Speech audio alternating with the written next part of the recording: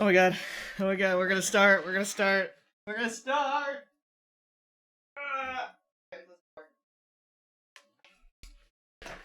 Cause I'm a singer. Wrap down my finger. Hello, chat. Y'all, I did not know if this stream was gonna happen. Can we just talk about how my internet was dead for 6 hours? Oh my god. My internet was dead for 6 hours. I genuinely did not know if the stream was gonna happen.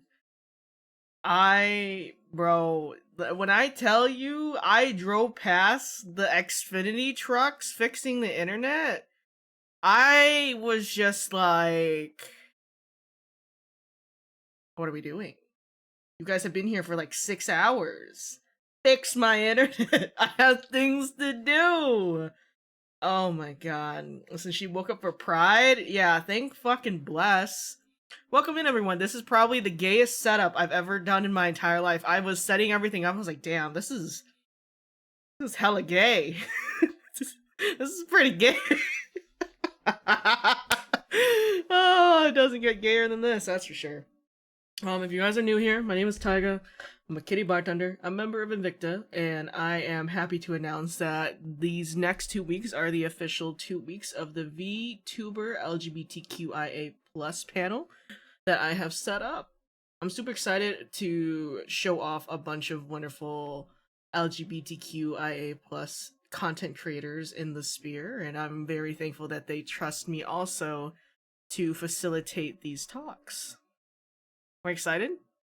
We're excited? You know, I low-key was wondering if I should make a PowerPoint for this, and then I kind of realized that it's kind of hard to make a PowerPoint for something like this.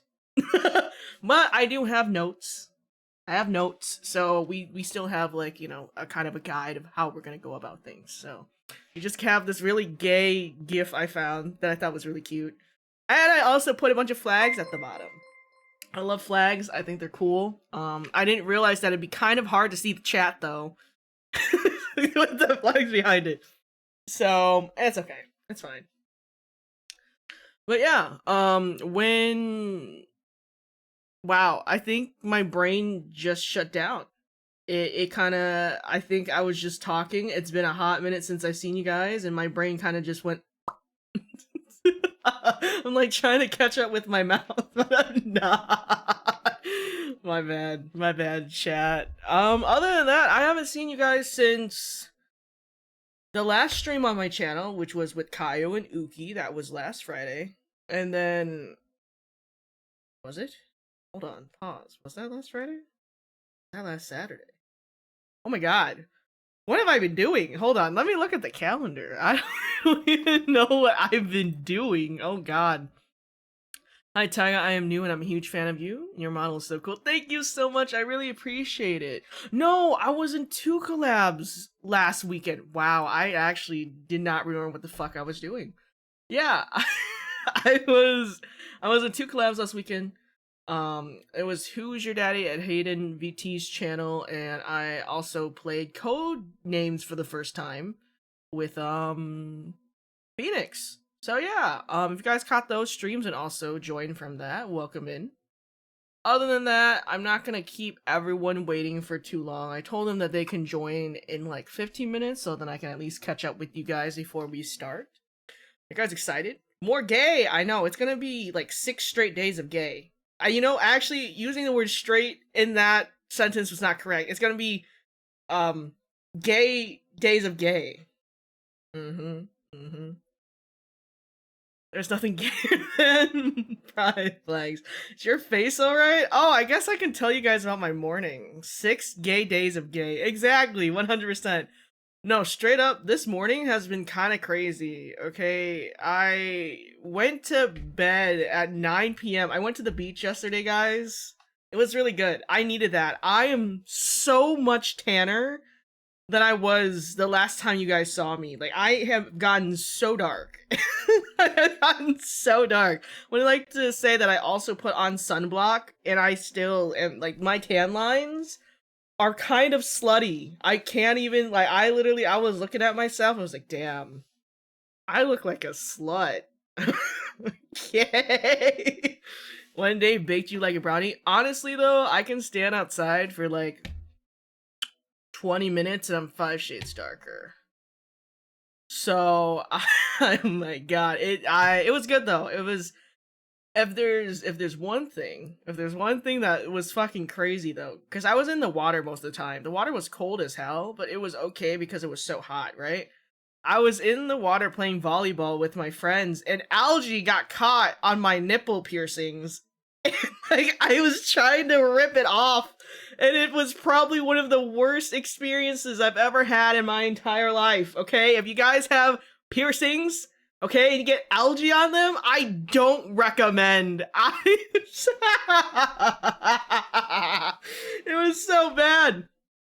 Oh my god, I legit, I was playing volleyball, and I was like, whoa, what the hell was that? And then I checked my chest, and I was like, oh my god, there's algae. There's algae stuck on my boobs. That was kind of crazy. I'm not gonna lie. That was crazy. I won't lie. It was really funny though. We also lost our ball. So at the beach, there's like buoys where you can't pass like that certain point of the water. And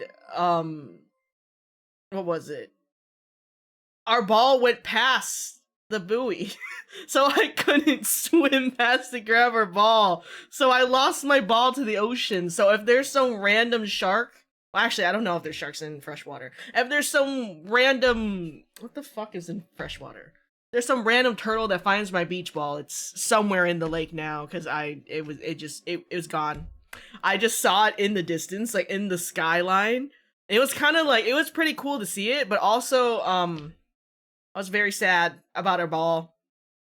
What on earth did I walk into? You walked into me telling chat how I got algae stuck to my nipple piercings. So, thank you so much for gifting a community sub, Sin. Thank you. This reminded me of the movie Aquamarine. Welcome in, gamers. Yeah, no, I don't recommend. How are you in your wounds, injuries? Well, luckily the swelling on my face has gone down. I still can't believe my window fell on my face. That was fucking crazy. Like, I opened up the window, I saw my neighbor walking his dog, and I was gonna say hi, and I opened the window, and it just went into my face, and he got it all on video, and I was so fucking upset. That shit hurt like a bitch, and my work glasses are fucked. Luckily, I have 3 glasses, so I'm wearing my going out glasses, but it is kind of hard to see because it's so strong, so I'm like sitting farther away from my desk. So if I'm not loud enough, please let me know. I'm talking a little louder. Did he help you? Oh, absolutely not. He was fucking laughing his ass off outside the window. And also, I feel like his dogs would try to eat my cat, so that's okay though. It's fine. I lived. My brother was home with me, so. Tiger, you're very pretty. Ah, thank you. There's 10 freshwater sharks. 10 freshwater sharks? Okay, I did not know that. I actually did not know that. Oh, in other news, I just got some final pieces of art for my merch drop. And let me tell you, chat, that shit looks so good. Like, genuinely, it looks so good. I'm so excited. Like, the print turned out even better than I could have asked for. I'm so flippin' excited. I can't wait to show this off to you guys. I'm just super happy because this shit is gonna be like, this is something I would wear. So I'm super fucking happy. I saw you on X and I had to follow you here. Well, thank you so much. Welcome in. Oh, Tyga, I should have said hello first. I need what's left of your whiskey. Well, let's see. I have water. I have water today. No whiskey on me. Whiskey's downstairs at the bar. Currently, we're at our Gay Palooza setup. So, spends my travel money on Tyga merch. Ayo, pause.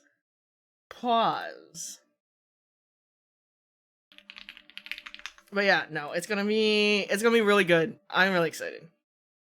if you ever could you tell Nico that he's pretty? Well, it is Nico's birthday today. So if you haven't had a chance to say happy birthday to Nico, definitely go say on his Twitter happy birthday, because he just tweeted out it's his birthday. So tell him happy birthday.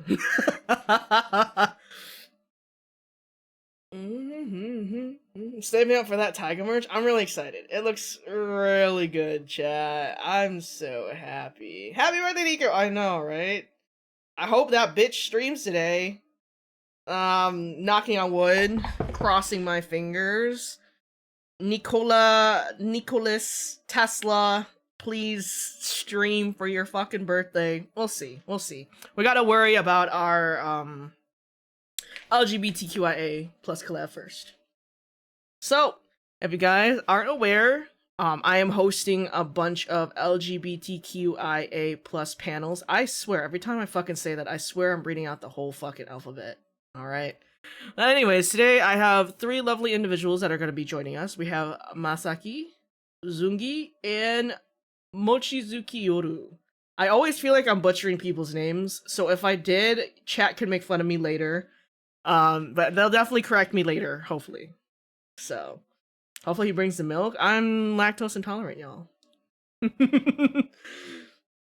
Happy birthday to my vampire, for real. Can you believe it? After Nico's birthday, it's gonna be my birthday. It's kind of funny that you know, it is kind of funny that he's a summer baby, don't you think? Because he's a vampire and vampires are supposed to be in the sun. But you know what? I digress.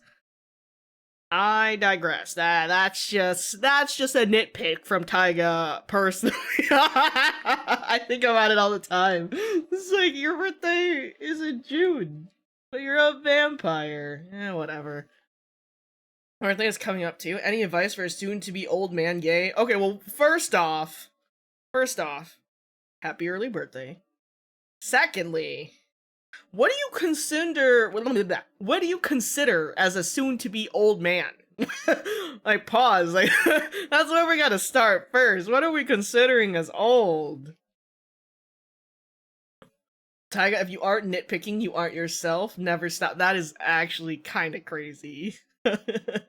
Late 20s? I'm in my early 20s? Ayo. Y'all got me fucked up.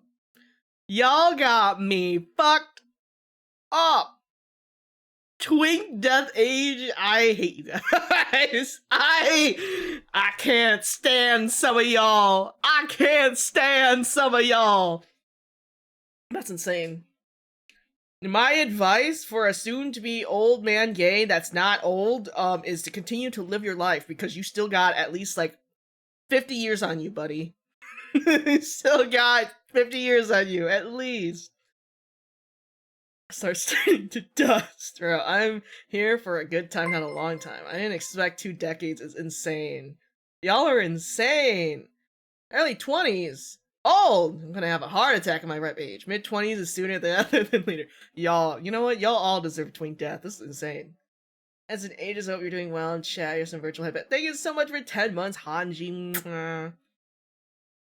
Might as well be in the family plot. Oh man. If you think 20 is only too young to be here.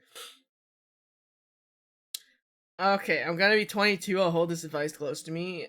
Okay, well, let's not dox our ages. But, yeah, you were double 2s. That's crazy. Double 2s? Oh my god. Passing away. Wipe sweat off my eyebrow. Oh man. Y'all got me fucked up. Enjoy life, guys. There is no advice I can give you better suited than enjoy your life. Okay, you guys have so much to live for.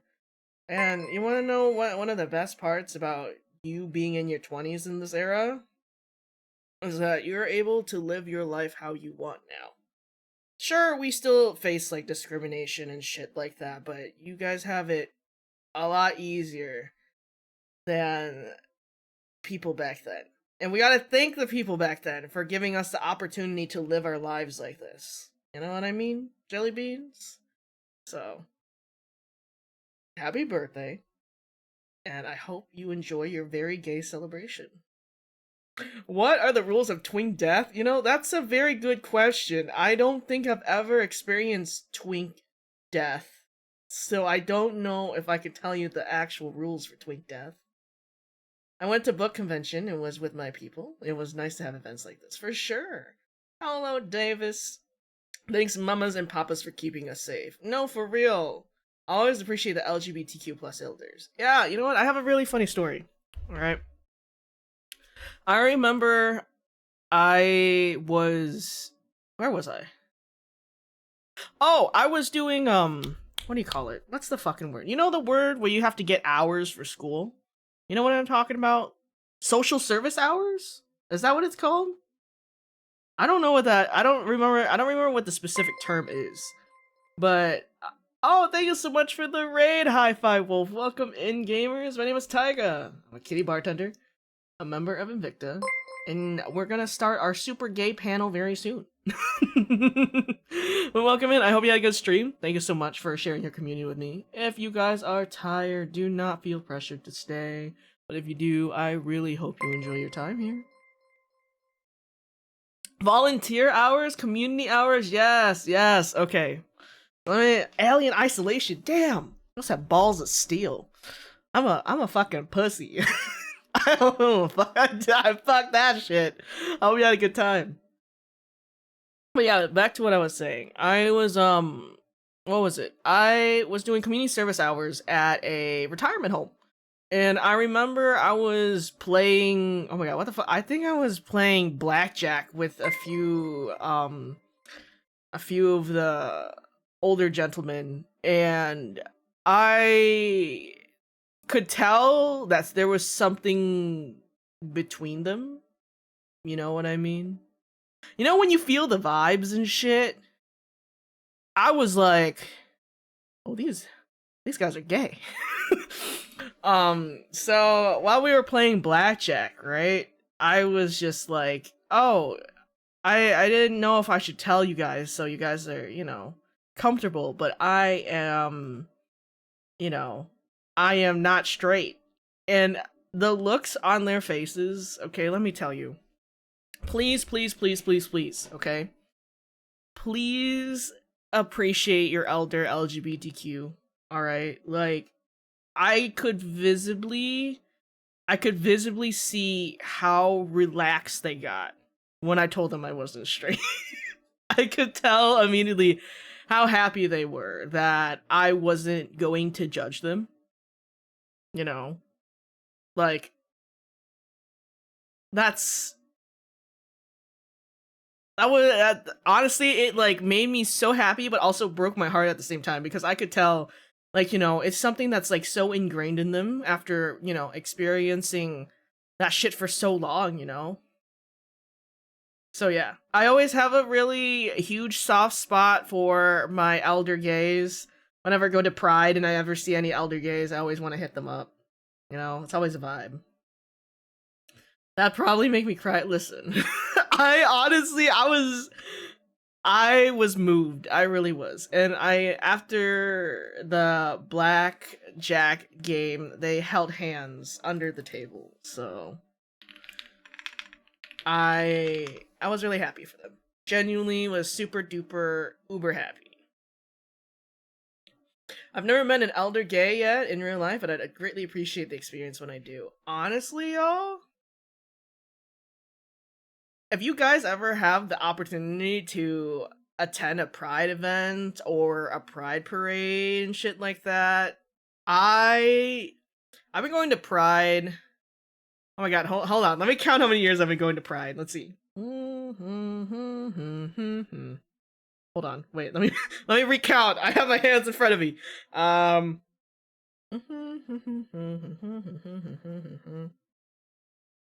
I've attended pride parades for 10 years. 10 years I've attended pride parades, chat. So, yeah, if you guys ever have the opportunity to attend a pride parade, they're super fun. The first few years I went, I wasn't like fully out yet, but later on I was. So, 10. Yes. 10 Pride Parades. You can do the mental math for that one. Thank you so much for the follow, Roach Lobotomy. Damn. Yo, did you know that roaches can live like an extra 3 days even after you cut off their head? Is that what you mean, Roach Lobotomy? I read about that. 10 years ago, I didn't even know what Pride was. Baby, you was a little tater tot. You was a tater tot 10 years ago. Let's be fucking for real. What? You may don't even fucking front with me with the retirement home shit right now. I swear to God. I swear to God. One day I'll go to a Pride Parade. For sure, they're super fun. Such a pro gamer move, I try. Went to my first one this Saturday to help a friend. Ooh, I hope you have a lot of fun. Alright, not too much, Grandpa. That's crazy. It's time to get out my lawnmower and mow you guys off of my lawn. Damn. Actually, you know, saying that, I need to mow my lawn. Pride Month doesn't exist, you fucks. That's okay. You don't exist. But that's alright. I'm assuming that you're straight. But that's okay, too. Let's see what else he has to say. I'm actually very interested. You are close to go to one? I am, yeah, I am. I used to go to parades in Vancouver when I lived there. Hadn't been to an event in a long time. Damn, that sucks. I love them. They're one of my favorite events for sure. The one that's coming up around my area has a lot of people that I'm actually really interested to see, so. I'm planning to go to my first Pride this year. I'm actually super happy to hear so many people are going to experience Pride this year. I think like 2024, me personally, it really marks like a year where people are definitely feeling more comfortable in their own skin, which I think is super awesome. Because me too. You know, me too. If Pride Month not real, like boy cute. For sure. My name is Lauren. Though feel free to call me Hedgie or Lael. My pronouns are they, them, he. And I am non-binary. Welcome in. And song in the MV is so fab. Honestly, Gwen Stefani, besides like the Harajuku phase stuff, I love her music. I love what is the band called again? I'm trying to remember. No Doubt. I fucking love No Doubt. I wish I saw No Doubt. Fucking love No Doubt. Honestly, it's usually the bar events or more smaller social things that groups and communities set up. Those are just fun to be around for sure. Trollga is gonna come out very soon. That's okay. Like I said, they can try whatever they want, but they can't out-troll me. So I haven't met anyone that has been able to out-troll me at my own game, so I'm unfortunately not able to attend a Pride festival, but I'm still doing what I can to celebrate at home. Plus, my coworkers and I are bonding over Pride too. Aw, that's so cute. That's so cute. Alright, we're gonna start very soon. Can you out Pizza the Hut? I can't. You're right. You're right, I can't. Trolls are so sad, get a life outside the internet. That's the only thing they got, you know what I mean?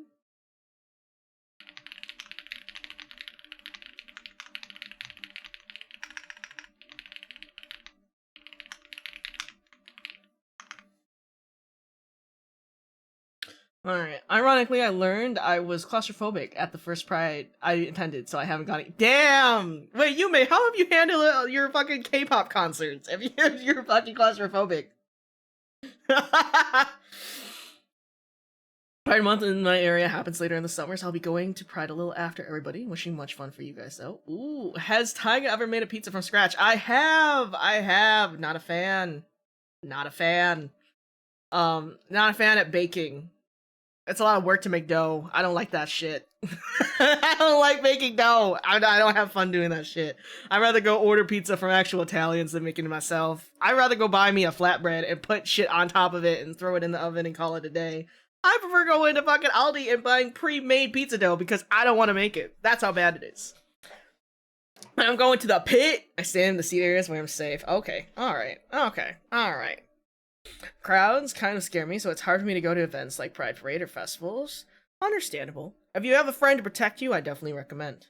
Toast works too? Toast pizza, huh? Alrighty, chat. I've been fucking around for too long already. Are you guys ready for me to invite the people to come in? Yes? No? Maybe so? Let me make sure I have the permissions set up correctly. I'm pretty sure I do.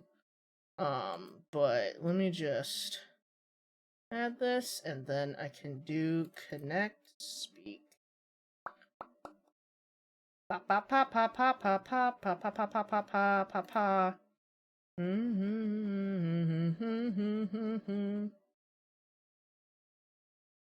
Alright, I think we should be good. Alright. I'm gonna bring you guys in now.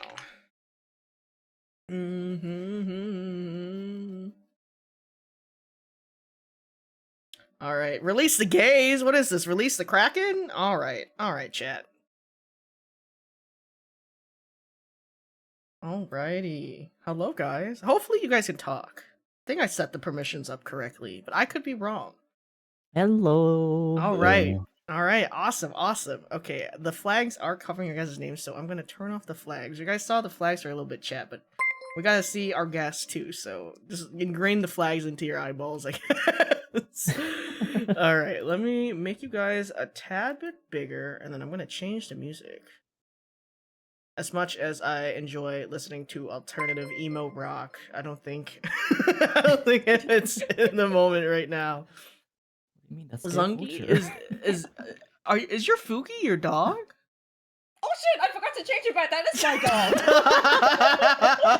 I keep forgetting to change my dog. That's okay. Hold on. Wait a second. All right. No worries. Take your time. Let me go find some music. No, I have this one. This should work. I think this should work. Hi. Right. Hello. And then Masaki, if you can talk just so I can test your volume. Hi. Alright, let's see. Alright, I think 150 should be good. I think Zongi, I'll put it 170. And, okay, 170, okay, and then I think Yoru's at 200. Alright, cool. Alright, sounds good. Everyone ready? Yes. Yeah. Alrighty. Hell yeah. Okay, where is my fancy dancy document? Alright, chat, before we start this event, we're gonna do a quick icebreaker so you guys get to meet who we have with us today. And then we have a bunch of topics that we're gonna go into. Alright, sounds good? Alright, I'll start with the icebreaker. Masaki and Yoru have already experienced this icebreaker. It's changed a little bit, but I'm still gonna do an example so everyone knows what to do. No one gets too scared to be first, because if I'm first, then it's okay, right? Please be gentle. Please be gentle to me. Alright, so the icebreaker is name, pronouns, your identities, gay, bi, pan, NB. There's so many, so I just listed off the ones that I can think of. What type of streamer are you? And then a useless fact or talent that you have. Alright, so my name is Taiga. I'm a kitty bartender, a member of Invicta. My pronouns are he, him, cat. My identities are aromantic, asexual. There we go. Because I also remember what my identity is. I am a yapping streamer, and a useless fact or talent that I have. Oh my god, chat knows so many of them, but I gotta think of a new one every time. Let's think. I'm double jointed. Found that out the weird way after I broke every single finger in my hands. So when I had to basically have my hands go back to normal, I found out that I was double jointed from that. It's kind of gross to look at though. Sometimes, just to gross people out, I'll like flay my fingers out, but I don't. I wouldn't say it's like a party trick or anything, it's okay. All right, so we're gonna go left to right. So we're gonna start with Masaki. Oh, okay. I thought we were gonna start off with the newbie first. Oh no, you're good. Hello everyone. Hi. Why do I sound so more nervous than before?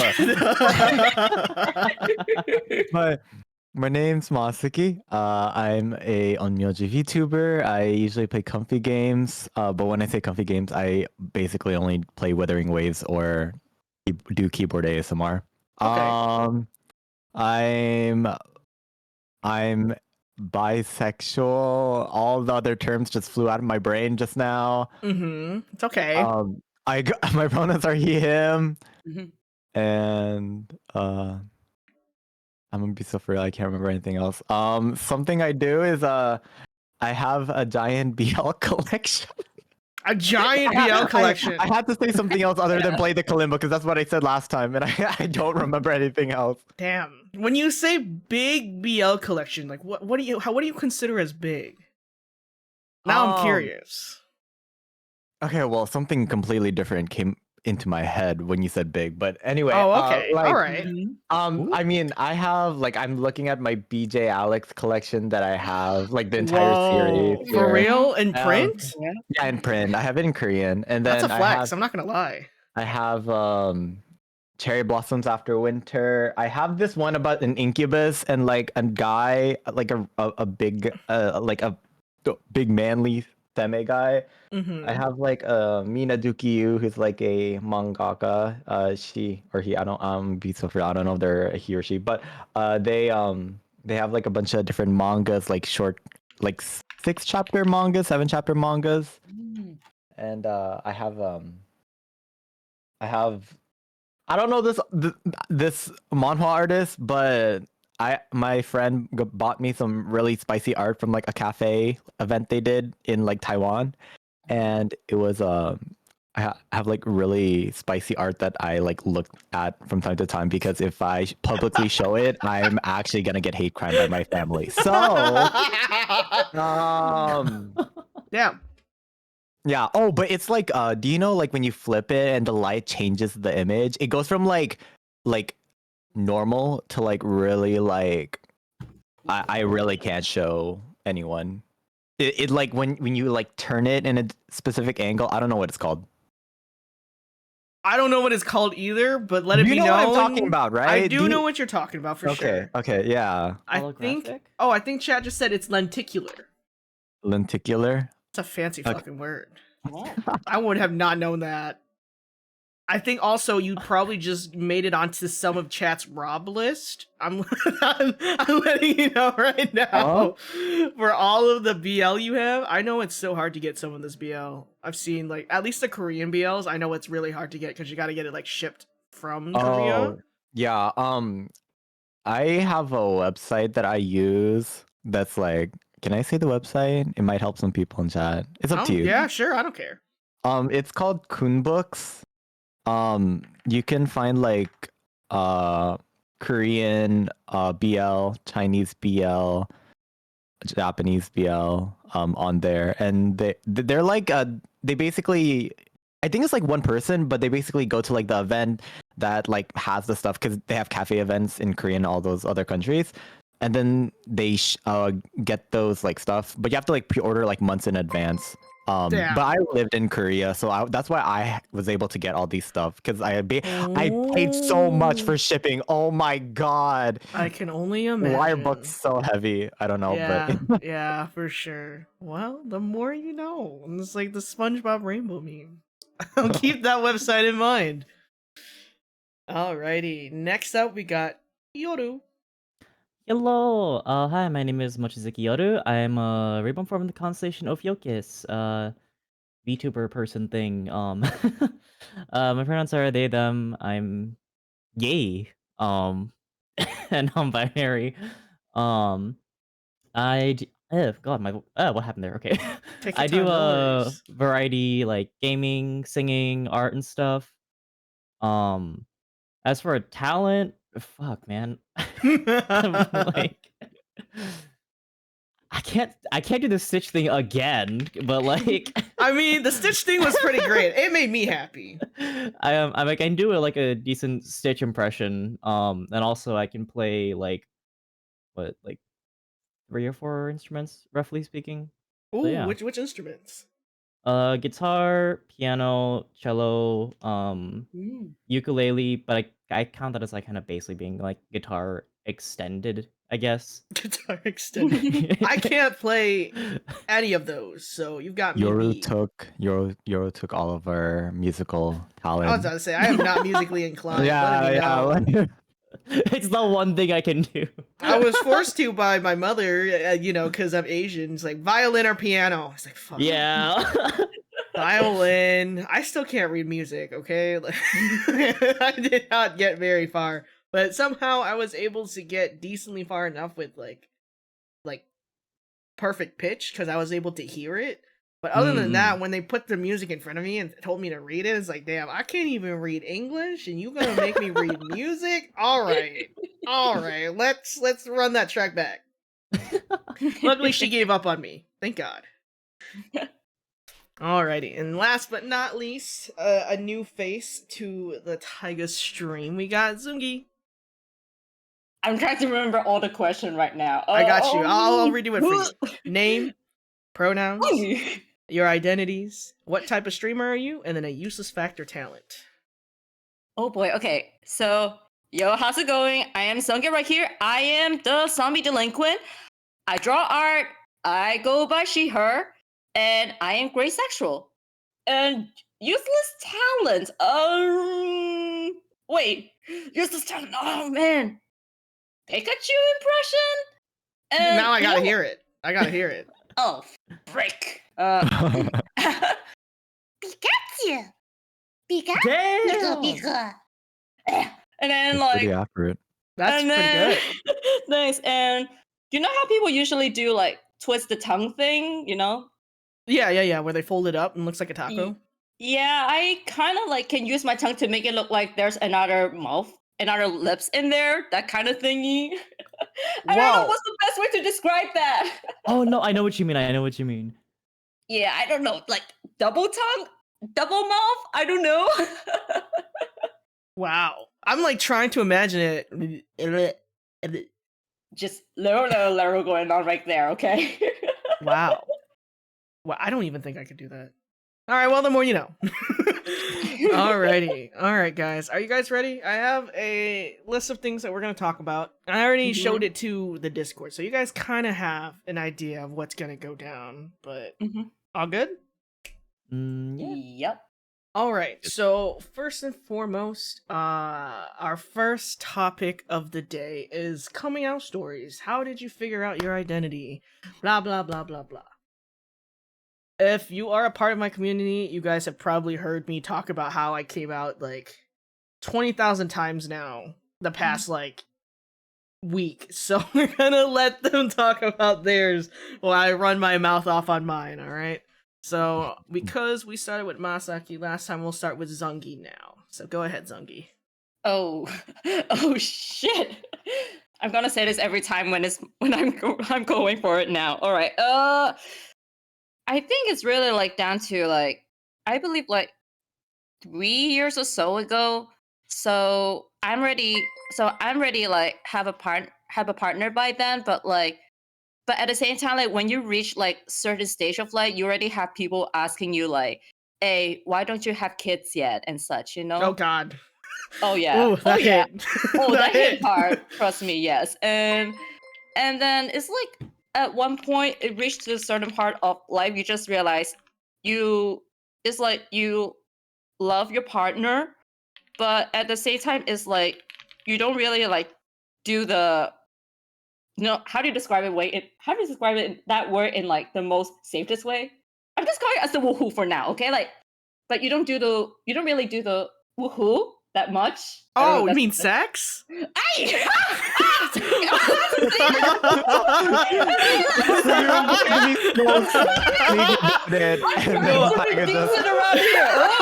Look, sorry.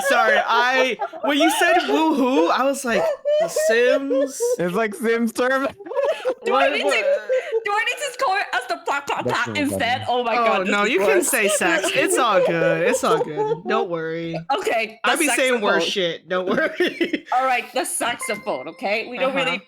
Yeah, and then so you know, like it does give me the feeling it's like I still love him, but like, is there something wrong with me and such? So I think at one point I talked with my friend who's also in the LGBT community, like kind of like talk through it, and I kind of got reaffirmation.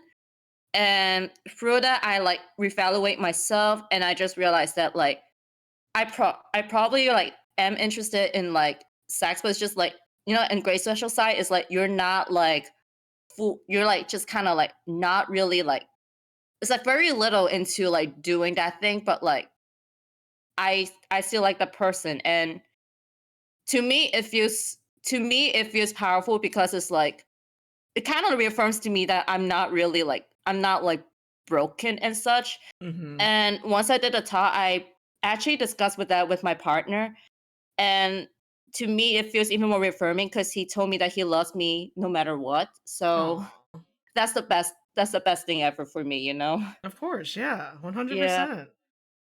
Yeah, so at the moment I only come up with like I only brought it up to like friends and my partner at the moment, but like it makes me feel good to know who I am right there. Like bringing my it's like I feel I feel more like myself now. So Oh, that that's the shit, that shit's so story. good. That makes my heart feel good. I'm really glad that you were able to come to terms with that because it's fucking hard. No, I get it. I get it 100% Yeah. because I'm Arrow Ace, right? Yeah.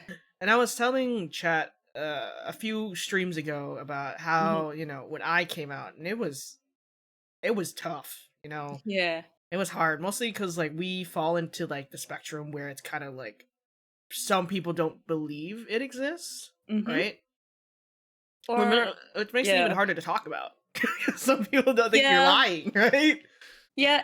And then it doesn't help like when I still have family tell me like, "Hey, you're getting there now. You should start thinking about having your kids right now, you know? You should Mm-hmm. start setting up a family. You should start taking good care of your body." And I'm like, um or like some people is like you're in like on a spectrum, why are you so comfortable talking about like the nasty stuff or like dirty jokes? I'm like, listen, I study how to draw muscle through BL, okay? So I've seen everything. Thank you. It always comes full circle to BL. It's always down to the BL, the magic. Chef's kiss. Alrighty. How about you, Yoru? So I came out in like a really bad way. So like Okay. if there's any Mm. baby gays or in chat or like people thinking about coming out, don't do what I did.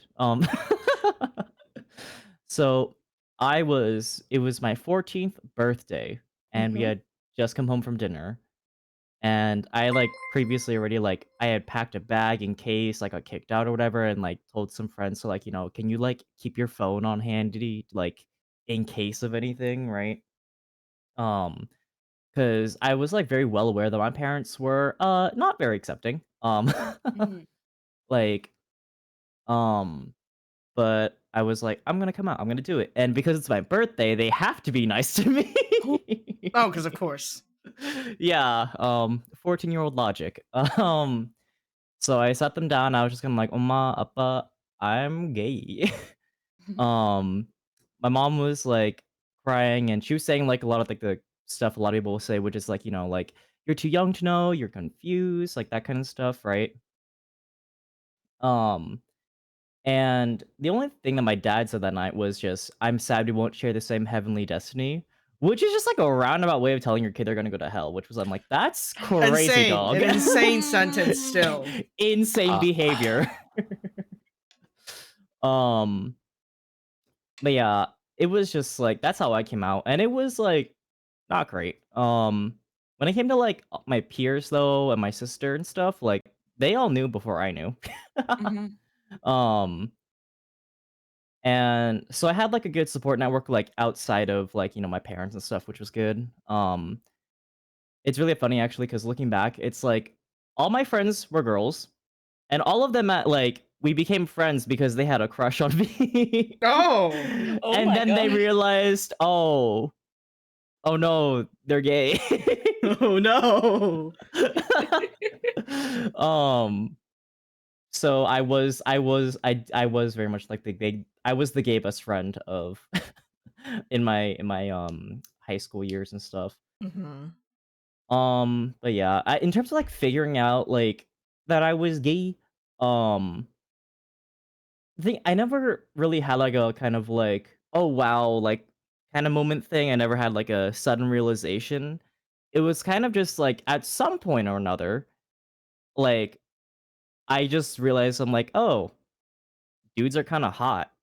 Um, Sometimes it's that easy. Mood. like there wasn't ever any like epiphany or anything. I just kind of realized over time, and then I had my phase of denial where I was like, I told myself I was bi because if I'm only half gay, that means I'm only half going to hell. Oh boy.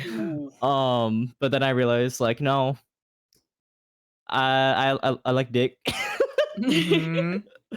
um, and all my friends like knew before I knew. Because a lot of them would be like, "Are you sure you're not just like gay?" And I'm like, "No, I'm bi. What are you talking about?"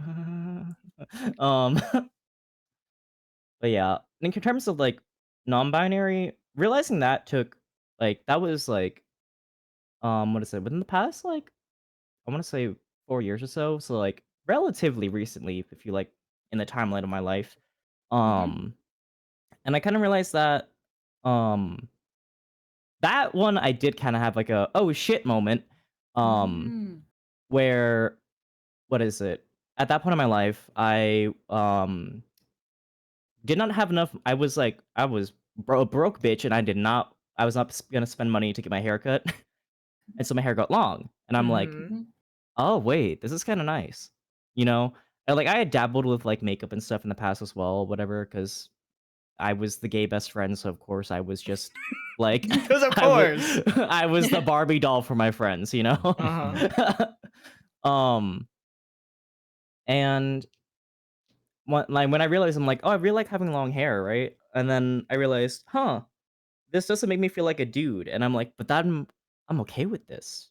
What is this feeling? Am Let's I go. trans? But I Okay. don't like but boobs terrify me, so I don't think I'm a Boobs woman. terrify you? And me?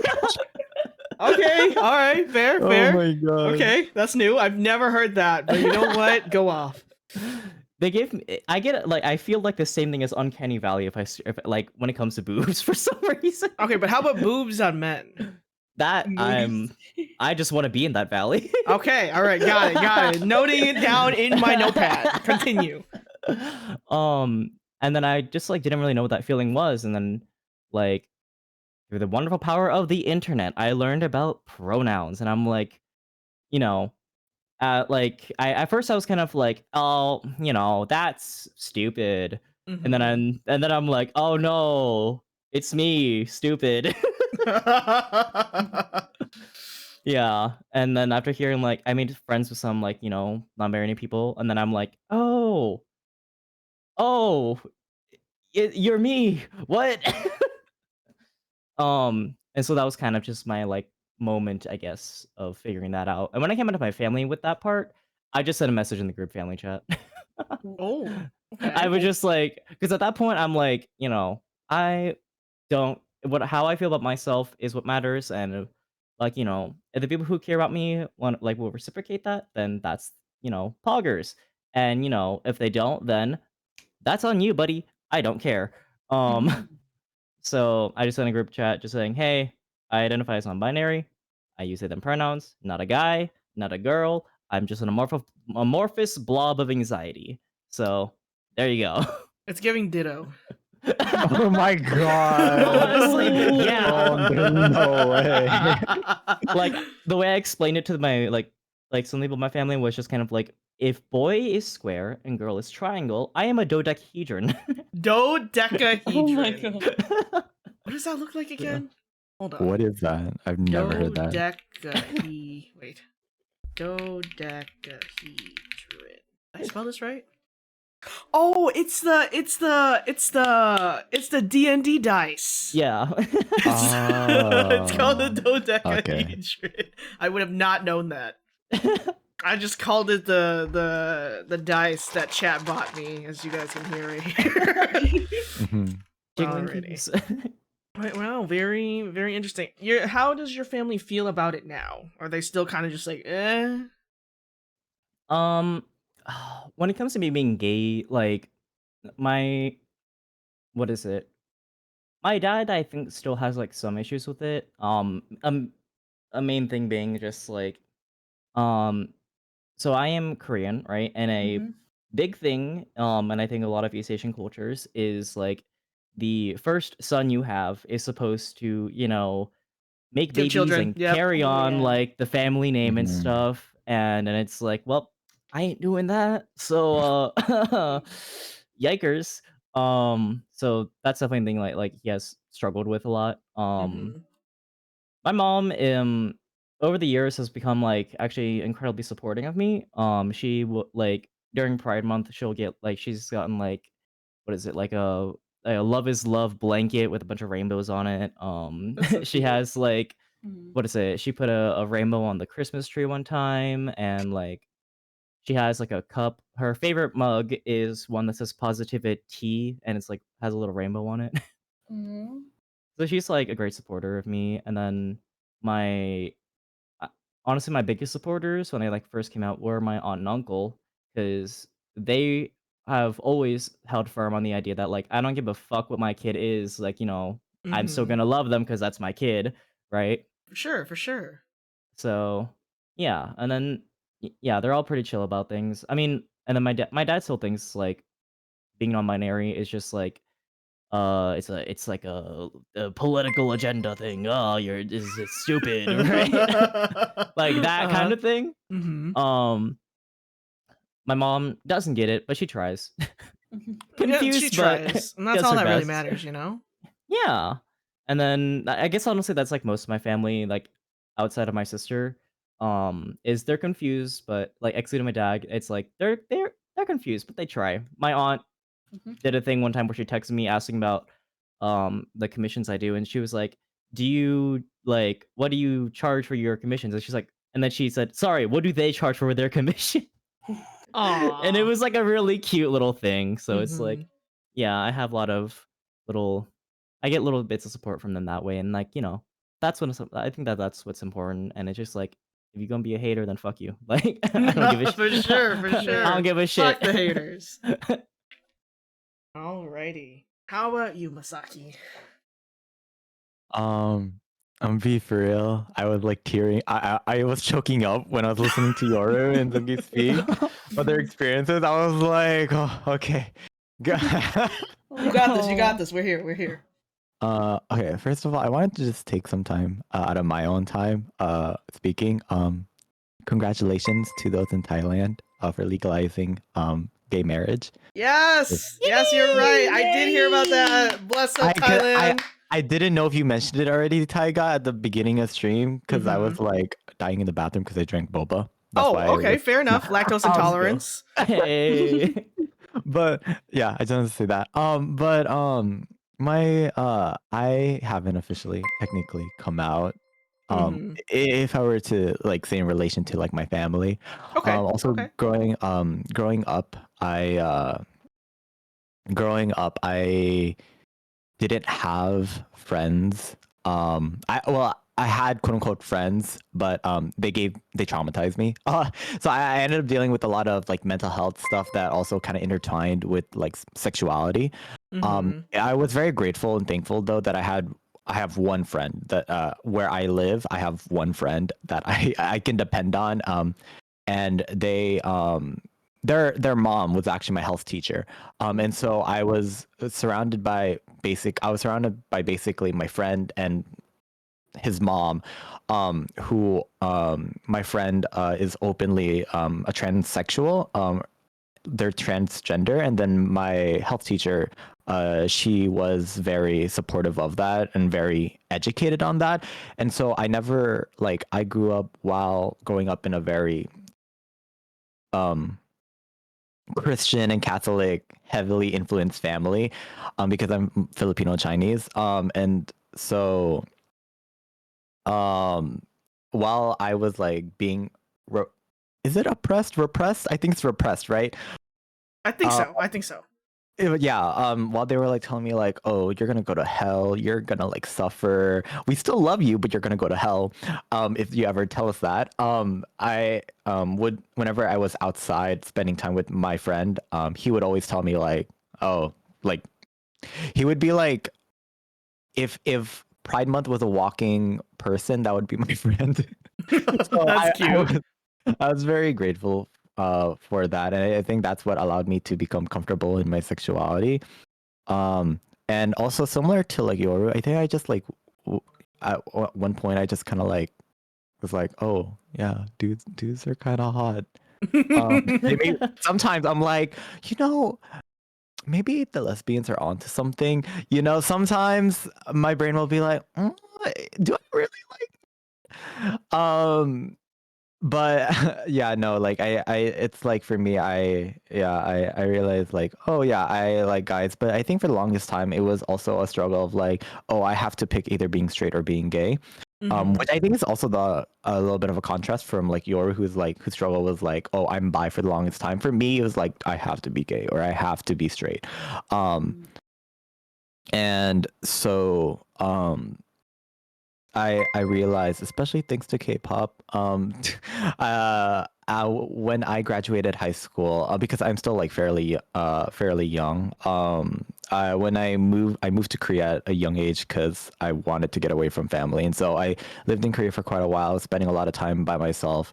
And so I guess this would be more of a recent, I guess, coming out, but I realized, oh yeah, females are attractive as well to me. I like my experiences in like dating would be like start in like high school. I don't even know if you would consider the stuff in high school dating, like serious dating, but my relationships were with a lot of girls because of like how I acted or how like quote unquote nice I was, my personality. And so a lot of girls who were attracted to me also ended up becoming my good friends. So I was surrounded by basically women my entire life. So I so for the longest time I was like, oh, you know, like I'm gay, or you know, maybe I'm straight. No, I'm gay. But then after I moved, it was a lot of back and forth. But then when I moved to Korea, yeah, I was able to solidify that, you know, I'm bisexual. I'm male leaning, like in terms of like what I'm attracted to sexually, but I can have a romantic relationship with both. If that person is the one I love, right? And I can, this wasn't by my choice, which I think is a little bit darker or sadder. It was like a forcing coming out. So, and it wasn't towards my family. It was towards a group of friends I had. So I liked this one guy, and I've told my community this as well. So if anyone is in my community listening, you guys may know, but I basically like had feelings for this one guy that was my friend, and he had a crush on this other girl in our friend group. And I was like in Korea, I wanted to like start anew, kind of like wash away everything that I like dealt with, all the struggles I had up till now.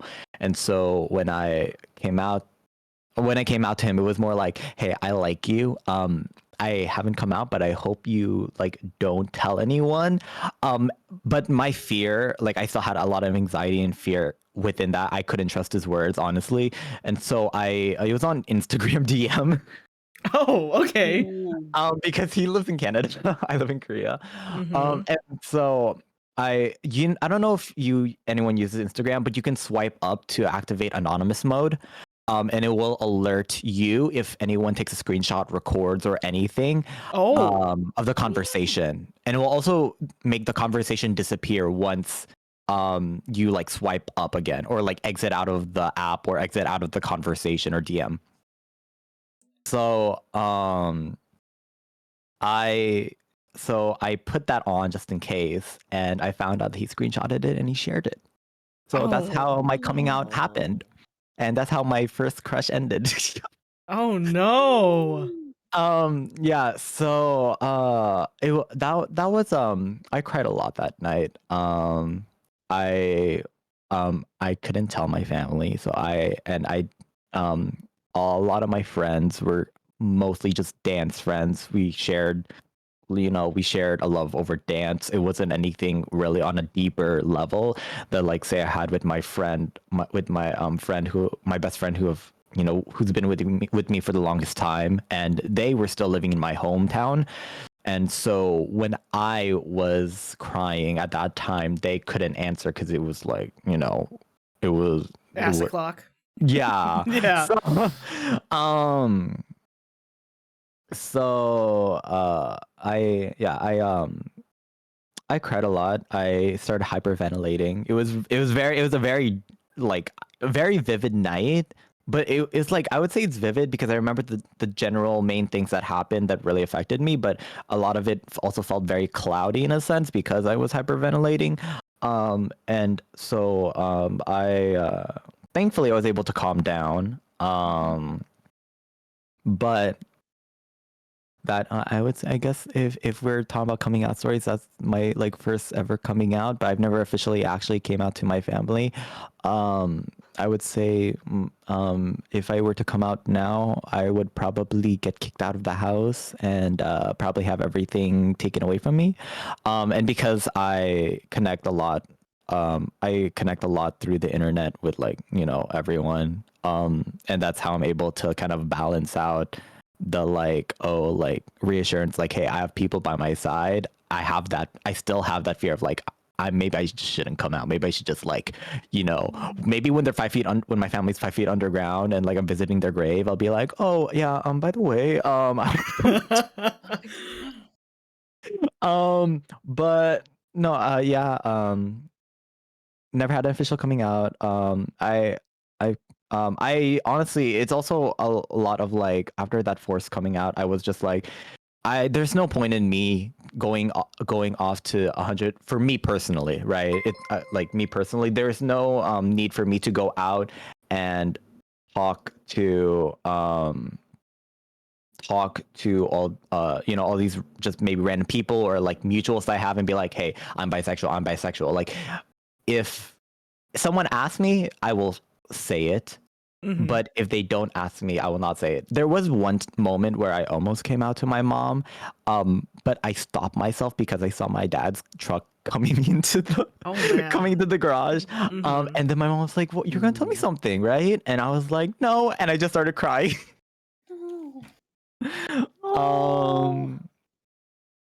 But yeah, that's my coming out story. And then I get with the figure out my identity, I was just like I was watching TV one day and I was just like, he's hot. I don't know if anyone knows Beck from Victorious, but I was like, Oh fuck! The guy with the clear locker, right?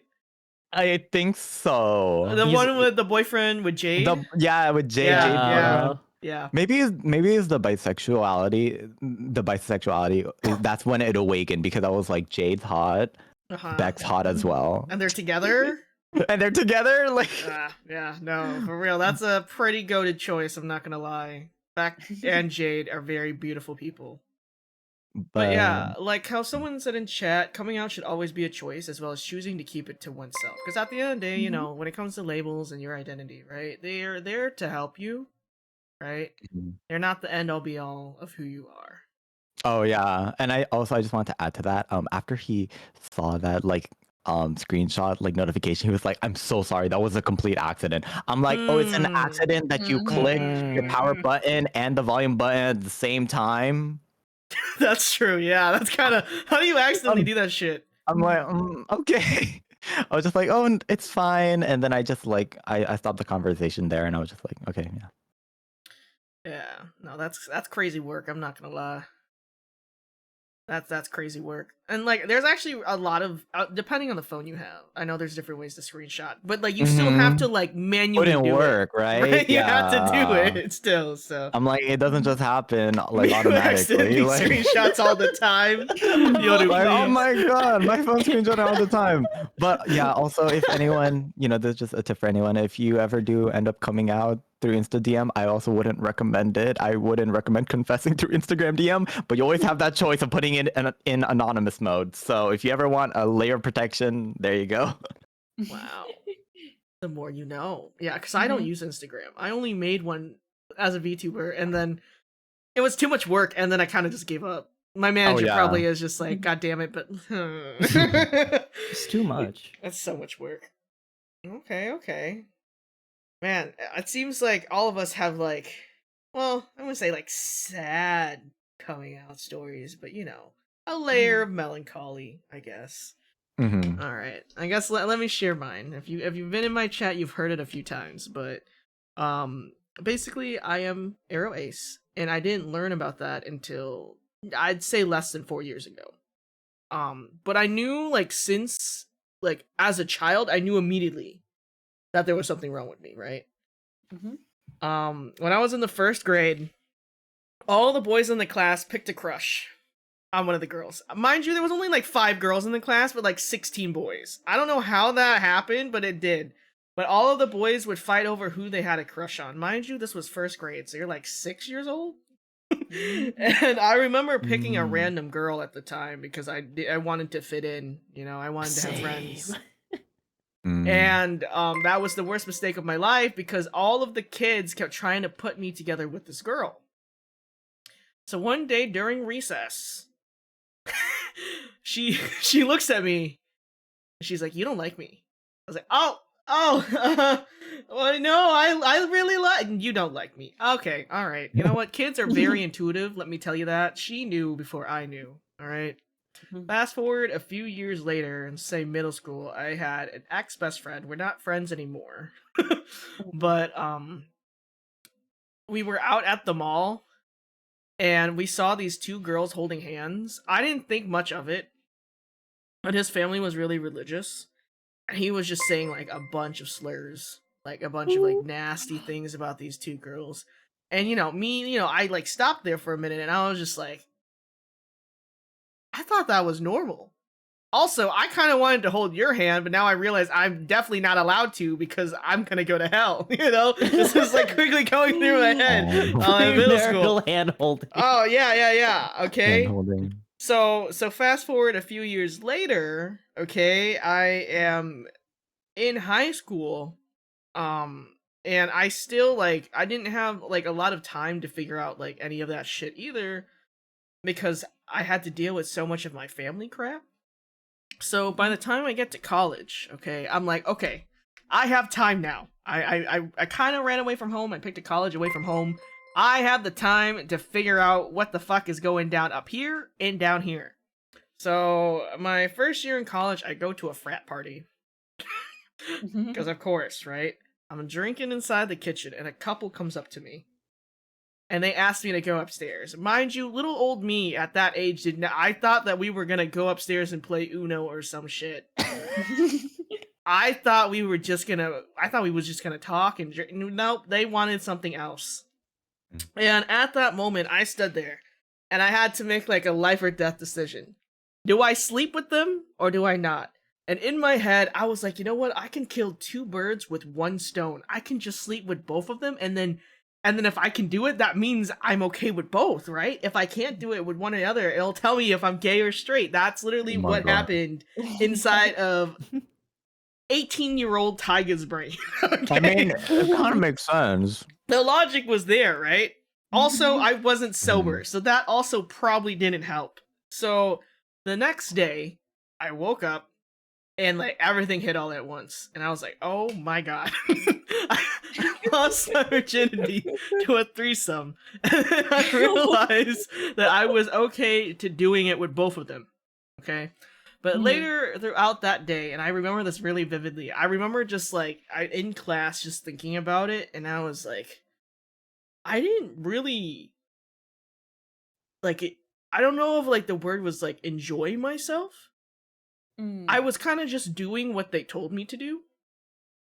And during that time, I didn't know if I was just drunk, and that's why I didn't know what I was doing. I've never had sex before. So I was just having them tell me what to do. But that was really where the start of what the fuck is wrong with me started. So then I kind of ended up being, I'm not proud to say it, I ended up becoming the campus slut, okay? Because I kind of just went through people to figure out if there was something wrong with me. And every time I kept doing it, I genuinely just realized that the closer people tried to get to me, or they would catch feelings harder, I would have this huge wall around myself, and I wouldn't be able to reciprocate their feelings.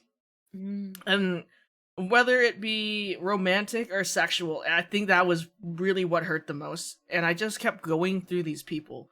And it made me feel like such a fucking piece of shit because I kept breaking so many people's hearts while I kept trying to figure out what was going on in my own head, right? So I'm out of college. I'm a full-fledged adult at this point. I was in my best friend's car. Okay, my best friend, straightest woman I know, so straight. Okay, straight, very straight. she is 100% an ally. Okay, I love her. So shout out to all our straight allies in chat. But I had a mental breakdown in our car. I was just sobbing. I was a sobbing, heaving mess. I was nasty. I'm an ugly crier, chat. Okay, there's people that can cry hot. I cry ugly. So if I'm crying, don't look at me. I'm crying in her car, and I remember it so vividly, and I was just like, I don't know what's wrong with me. You know, my mom just keeps telling me like, why don't you have kids? Why don't you have a girlfriend? Why aren't you married? Blah blah blah blah.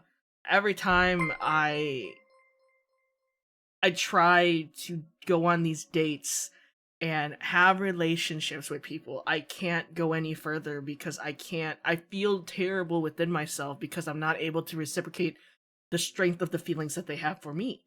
And it got to the point where I kind of just realized that I couldn't lie to myself anymore. You know, I couldn't just be like, you know, if I just keep going, maybe something would happen. Like, you know, like back in the day, like lavender marriages. And I remember her telling me, she's like, you do know there's like a term for that shit, right? And I was like, what? What are you talking about? And she's like, you know. And then like I remember her going on her phone and she looks up people that don't care for sex and relationships, and that's how we found out about asexual and later on in life, you know, aromanticism. I think that's a little more new, but it was just like that pivotal moment of her just kind of like telling me like there's nothing wrong with you, like you're totally normal, it's totally okay to you know, even though you're kind of a slut, it's okay. And it's like, okay, thanks. I guess. But yeah, it's really funny because for me, like at the end of the day when it comes to sex, it's more of like a biological thing for me. Like I can do it if my partner asks me to, but I don't go out of my way. I don't need it to live. I'm totally chilling. I've never had a crush. I've never had romantic feelings for anyone in my entire life. But I love to watch shoujo anime and read shoujo manga and read romance books, but I don't want it for myself. It's like voyeurism, but for romance. If that makes sense. I just don't want any part of it. So yeah, I think I've only recently become comfortable enough to like be like, yeah, I'm ace arrow. My family like knows that I'm okay with either gender. I don't know if they'll ever understand ace arrow, and I kind of come to terms in my life where I don't need my family to understand, if that makes sense. Whether or not they understand doesn't change the fact of who I am. And I think the most important thing of me figuring out my own identity is that I'm a lot more comfortable with myself now. Like I definitely feel like I'm not scared of judgment from others anymore because I realize that even if I'm different, that doesn't make me wrong. So that is my story. It's a little long-winded, but well, yeah, nah. I totally get it when it comes to family, y'all. My mom was crazy. And the woman would be like, no dating till marriage. And I'm like, ma'am, you have to date before you marry. Like, I don't know what is wrong with you.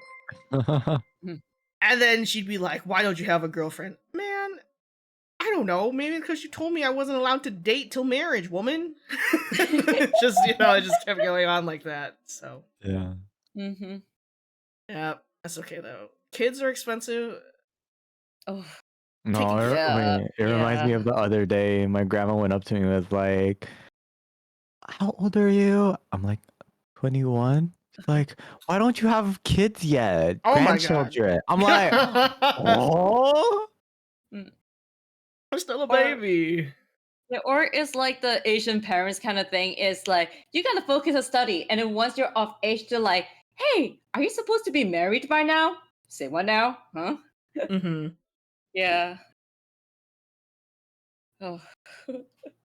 No, I get it. I get it. Kids at 21 is kind of crazy though. 21? Yeah. Damn. Yeah. You haven't even lived your life yet. You're gonna shackle yourself to children? Help. I know. No, she expects me to be like the one post I saw of like this Asian couple that like graduated with like 2 kids. Oh, I'm like, um. I don't think that's the. You're old enough to drink. You're old enough to like have marital problems. Oh. Mhm. Ew. Just thinking about it makes me sick. Oof. All Oh right. boy. Let's see. What's the next topic on my little notebook? Hold on. All right. So the next topic I have, which I thought this would be funny because I know like some coming out stories can be, what fictional crushes started your awakening? Oh. Like where you saw these characters, whether it be like real life characters or like cartoon characters, anime characters, where it's like, oh, okay. I mean, Oh my gosh. we'll start with Masaki because he mentioned Beck from Victorious, and is Do there I go deeper into that? is there anyone else? There's a long list. Okay, all right. But Well, what are your favorites then? so okay, wait. I feel I'm gonna cancel for this. Okay. Oh. So, well, my. okay. No. Well, I mean, if y'all agree with me, then if I sync, you guys sync with me. But anyway, Mhm. well, okay. To touch on the Victorious thing a little bit more, it was that one episode where they were trapped in the RV and they're trying to go to the beach, Mm-hmm. Mhm. and my God. like, I don't know if anyone remembers, but like, Beck was shirtless, Yeah. and Jade, she had a bikini on, like, I think, and I was just like, oh, that's hot. I was just sitting in my, because I was at that time I was sleeping with sleeping with my parents. My parents were at work. I was just there laying on the bed. I was like, oh, they're hot. Yeah. And it was just a full like 30-40 minute episode of just them laying there sweating, and I was like, this is attractive. But the other characters, one of my favorite characters, I think, was Utopia's Nick Wilde. I'm sorry, who? Zootopia. Oh my God. Oh, Nick Wilde? No, yeah, that's a lot of No, people's that's like, crushes though. honestly so valid. Yeah, no, that's pretty. And- Yeah, And the Easter Bunny. I'm sorry, the From- Easter Bunny. What's the one movie? The Easter Bunny from Oh, are you talking about the Jack Frost movie? yeah. That one. Hold on. Yeah. Easter. Yeah, I Rise of the remember Guardians. this. Yeah. It was his voice. No, it's okay Yep. because The I Aussie remember. did you in? I remember talking about this with my chat like many moons ago. I remember this very vividly, and they all also were fiending for the Easter Bunny. So do not fret. That's Yes. like so valid though. It's true. Yeah. And then I mean, there's like too many, like all the male leads from like shoujo animes, basically. Fair enough. Yeah. Yeah, like oh, and also like Utapri. Yeah, Utapri woke something like deep inside of me. Who was your Um, favorite Utapri man? It's been a while since I listened. I'm gonna be so free. I don't remember any of their names. Well, but what did they look like? Maybe I remember. the yeah, name. okay. So dark blue hair and red hair. Okay, dark blue hair. What type of bangs was it? Was it like straight bangs or shaggy No, it bangs? wasn't. It was the shaggy. It was the shaggy. Okay, I know which one you're talking about. I don't remember his Yeah. name, but I know which one you're talking about. And then Yeah, red they- hair. Red hair. Okay, I know which one Yeah, you're talking about too. Okay, Yeah. Sorry, my standards are really basic. no, that's okay. That's okay. And so because I remember I used to be in the Utate community on Smule, and so like we were in group call, and I brought up this one GIF, and it was just them thrusting like really like it was a dance, it was a choreo, it was I was about to dance say, choreo. where are we I need going to with specify this? that it was a dance choreo, and it was Okay. the GIF of just that one part. And I Mhm. was like, because for those that don't know, I love dance. But like it's a very loose connection I'm trying to make sense of the situation. I was just like, oh yeah, this is attractive. Mhm. You know, because I like dance, so like it's attractive. But yeah, that's those are some of my favorite like characters. If I exclude the entire list of like K-pop males, but and K-pop females, but that's a whole whole other ballpark. I would say my bisexuality was definitely solidified after like learning about like Yua from like Oh My Girl, or um like she solidified my female attraction, Mhm. I think. Mhm. But it wasn't until I got into like full on K-pop that like I that's when I was able to like ground myself and like, oh yeah, I'm bisexual, but I am male leaning. Um, so yeah, I mean, those are some of the figures. Again, they're not all like fictional. Like you is not fictional, clearly, or I don't think she is. Nor is like the actor actress for Beck and Jade. But yeah, those are some characters I've seen in like media, I guess, that like Mhm. helped with my blooming. For sure, for sure. I'll have to look up who that is. I don't know what OK Girls is. What is that? A K-pop group? Oh My Girls, Oh my girls. Okay. Oh, I sound like a yeah, fucking grandpa right now. Hold on. you Okay, let's see. Oh, you know what? I see it. She is very pretty. She is. yeah. She is really pretty, actually. Oh, and then just Mamamoo members also just being gay as fuck. So I was like, oh yeah. Oh, yeah, the Mhm. Mamamoo people are really pretty. The ones I remember are Wasa, Yeah, I've been seeing a lot. Yeah, Hwasa a lot on my feed recently. And Moonbyul, mm-hmm.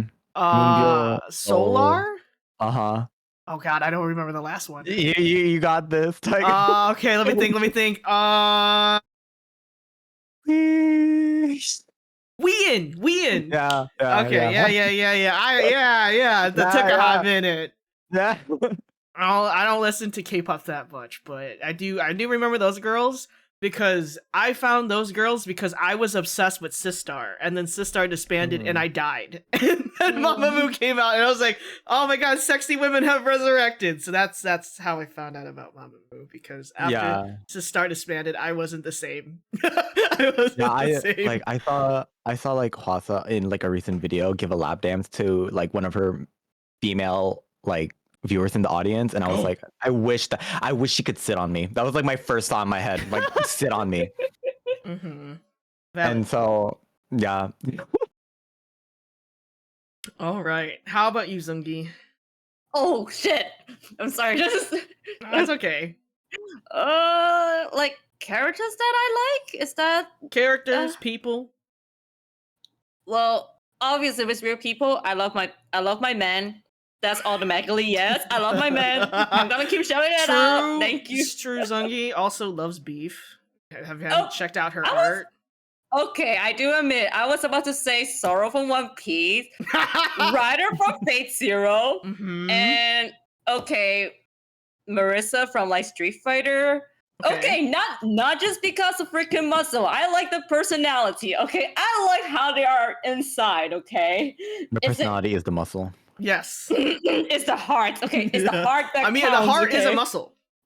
Yeah, it's not my fault. Their heart is in front of their titties, bro. but yeah, these are like some characters that I really really like so much, and Mhm. maybe also because of most recent maybe it's like because we finished watching the anime recently. Laios is cute boy. Laios is very cute. Yes, he's like Yes. I love autism him. incarnate. I'm in love with that man. Oh my god. I'm just like anyone who could like talk about something they really enjoy with this big smile. Melt your heart. Yes, absolutely yes, please. Honestly, I love people that enjoy food. Like if I had to have a relationship with someone, they have to enjoy food and like going out to eat and eating food, and like our pastime is eating food because I love food. What that mouth do? Eat. Exactly. Or who knows? Sometimes we can have two stomach. You know, one for the main meal and our stomach for dessert. You know. I actually don't eat dessert. Tiger, what? I don't eat sweets. Okay, more for me then. Yeah, no, everyone that says like they have like an extra stomach for dessert, I'm like, damn. What's that like? I like sometimes like there'll be like times where like I'll crave a cookie. And then I'll take one bite out of the cookie and I don't want it anymore. That's it. Like the craving has insatiated. I just needed that one bite, that one sugar rush, and I'm good. But yeah, no. I wish I liked sweets. I don't know. You want to know? I think the reason why I don't like sweets is because my mom was obsessed with sweets. So instead of like cooking her children actual food, she would only cook us desserts. Oh no. And that would be our dinner. And I think that'd be Ugh. like, some people's like happy thing, but I could not. Like I literally was going through it. Every time I had to smell something sweet that she was making, I fucking internally gagged. Yeah. Oh no. But yeah, no. I do love me a good sweet. Like I like sugar butter cookies. I like ice cream. But I'm lactose intolerant, so it gives me the shits. But I still love ice cream. What else? I like muffins. Muffins are good. I do love me a good muffin. Do you ever get boba, Taiga? I fucking hate boba. Oh I'm a boba hater. my I know. God. I know. You wanna know what? I'll drink boba without the balls. Oh, And I even know. then, I asked for 0% sugar. Not 0%. Yeah, you know I what? feel like I heard you Negative. say this before. Yes, -% sugar, please. Do not put any sugar in it. But yeah, no, listen, this is my reasoning when it comes to boba. And it sounds bad, I get it. All the boba enjoyers want to flail me every time I say it. If I wanted to chew my drink, I'd eat soup. I'm not trying to eat my You drink. know what? That's valid. At that point, I'm just gonna eat soup. Oh my gosh. Oh my god, I hate when there's balls in my mouth. I hate it. Oh god. I remember the first time I had boba and I just like sucked the ball and I was like, oh, this is terrible. Spit it out in 5 seconds. Couldn't do it. Oh But yeah, no. me and Boba got beef. I ain't gonna lie. Me and Boba got beef. Anyways. Oh, we just talk about balls now. Oh, God. Anyways. Hi. How about you, Yoru? God, okay. There's a lot. Uh-huh. Like, okay, anything voiced by Mamoru Miyano was like Oh, dead hitter for me. okay. So like, Okay, so Rin from Tamaki Free. okay, all the free boys to be fair. Okay, fair. Except Nagisa. Oh, damn. Listen, I'm the twink, okay? Like, all right. but no, like, yeah, all the free boys. Tamaki from Oran High School, Kira from Durara, and then Death the Kid. Those were like big ones for me. Mhm. Lots of like, I would say a decent amount of video game characters too. Link and Pit, where that was a whole part of my life for a hot minute. Mhm. I wrote fan fiction. As most do. Like, Yes. the embarrassing part is that like it's still like when like in its prime that fanfic was like rated like what is it in the like 20 something out of like 200 stories in that category. And then now it's like what 80 something or whatever, which is still just like it's upsetting that is like still like to this date my magnum opus. Oh, okay. Just and then what is it? A bunch of Fire Emblem boys. They also fucked me up a lot. I don't know if y'all remember like iFunny. Yes, I do remember iBunny. That's a relic of ages past. Yeah. I don't know if y'all remember Kick as well, the messaging app. Yes. And I fucking entered lots of roleplay chat rooms on Kick from iFunny that were like Fire Emblem role-playing shit. And damn, did I really learn that I was not I learned about gay sex from that pretty much. Oh no, not say gags. Not say That's- Gax. Yeah, I was like, that's where I learned the ins and outs mainly, that like of how that works, and I Oh, was no, like, literally. damn, that's crazy.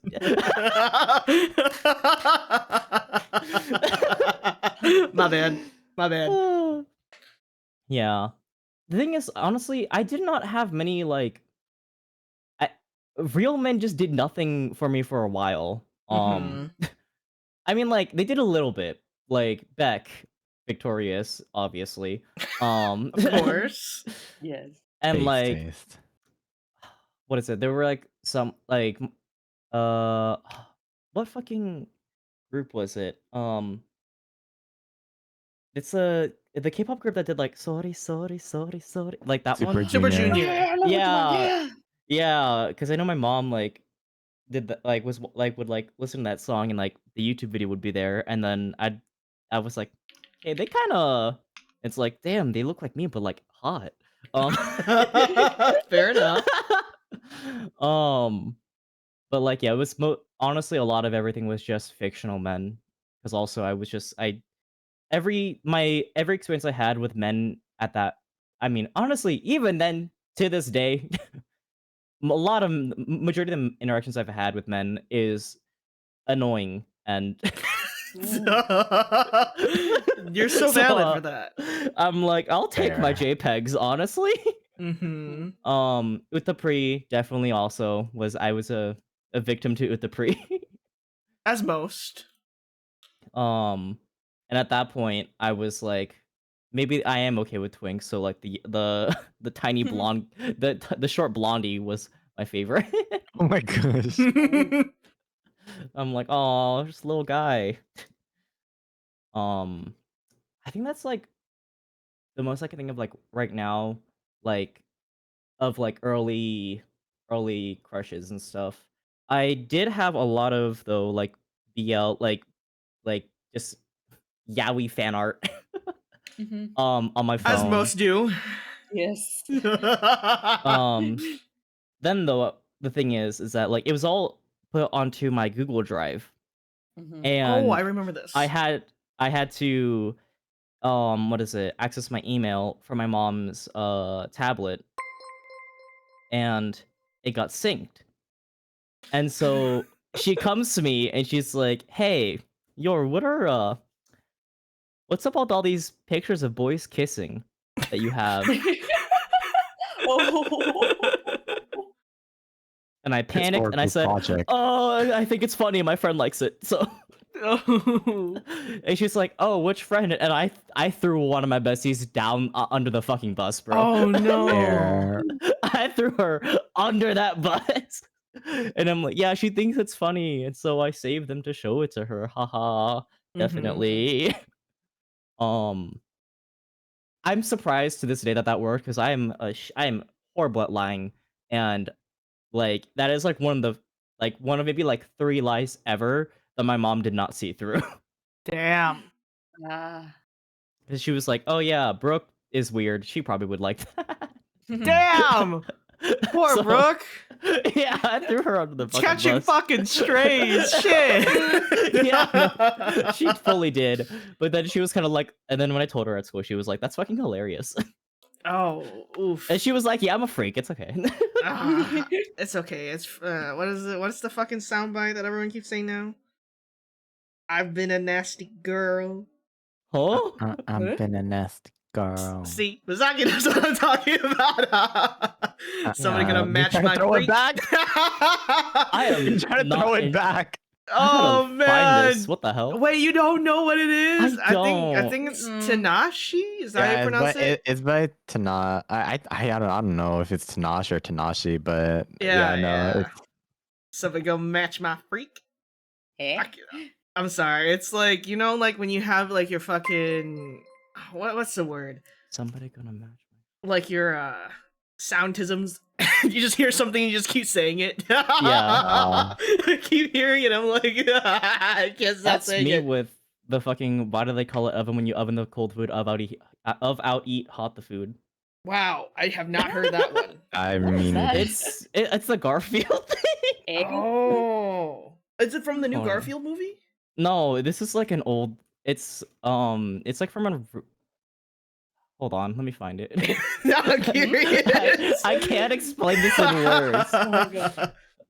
I put it in the. It's in the live chat. Listen, chat, when the Kendrick and Drake beef kept coming out, I literally could not say, what is it, the braids? Oh, God. No, damn, he got kicked. All right, He got kicked there. What's going on? Okay, let me see what this is. Oh my god, what do they call it oven when you in the cold food of out hot eat the food? Wait, this is funny as fuck. Wait, If I chat. ever hear the word oven or out or hot or cold, that's the Uh-huh. only thing I have to say it. Okay, hold on. Let me fucking show chat, because this is actually so fucking funny. What the hell? It's so stupid, but I Okay, love hold it. on. Let me take a screenshot. Hold on. Yeah. And this is also kind of like a tongue twister, just reading that out too. Yeah, why do they call it oven when you oven the cold food of out hot eat the food? Oven. Fuck. That's so funny. Okay, let me save it to download so chat can see. Wow, now I'm gonna start saying this. What the hell? Alright. No. Create image 3, browse, oven, yeah. This is what you just said in the chat. No, why is he kicked up though? Zungi's right. Why is he kicked up like that? Why do you have so much kick down there? What's No, going for on? real. It's everything about this image gets me. The fucking text, the goddamn bedroom ice is giving Garfield and the cake. No, for real. Damn. You know, it makes me want lasagna. Nope. Wait, is Alright. that what Mondays, people am I also right? call? That's like a baby girl post. Is that baby girl? I don't know, chat. Is this baby girl? Is this baby? Is this baby girl? Oh shit! What am I Chat, who in moving? call is the most baby girl? Oh no! Oh no! Okay, chat. Yeah, who is the most baby girl? Question mark. Mm-hmm. Okay, let's see. Exit out. All right, let me think. Do I have any fictional crushes?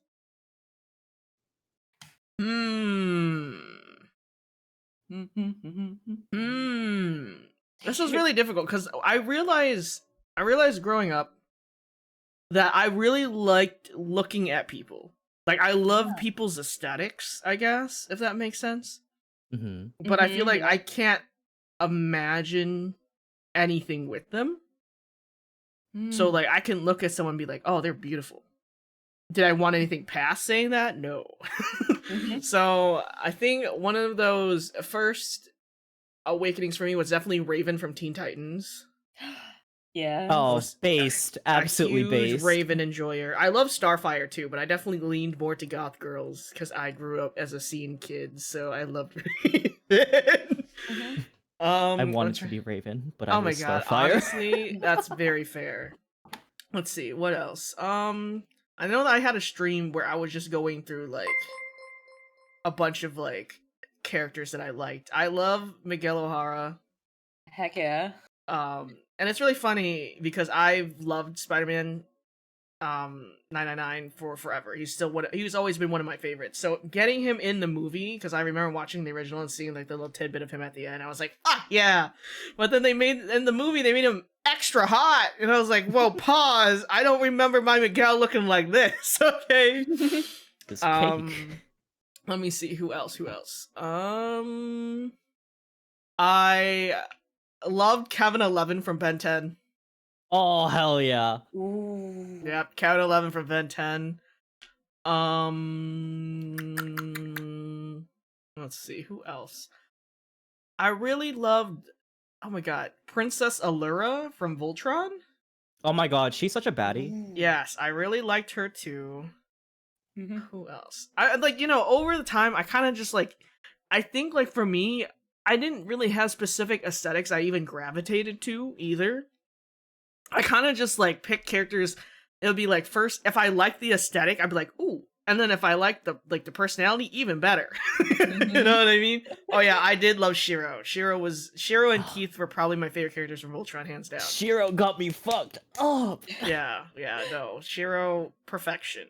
A good personality too, because he was like a dog. I realize I kind of like them dumb. That sounds really bad. You like the himbos? No, that's valid. Mhm. Yeah, yeah.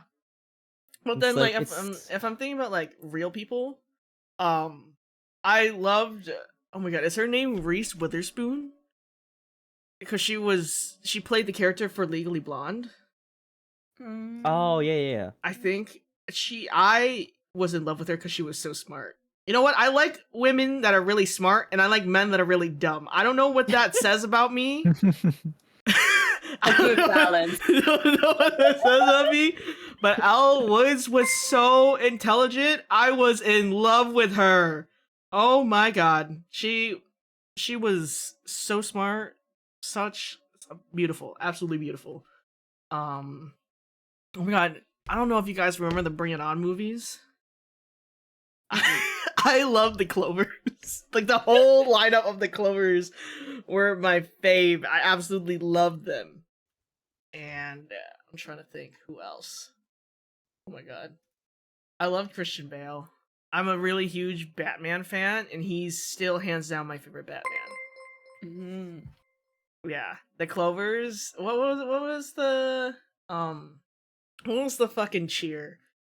That's always funny to say, but I used to be a cheerleader. And it was during the era of when like Bring It On movies, like the cheerleading movies were a really big thing, so that's why I was a cheerleader.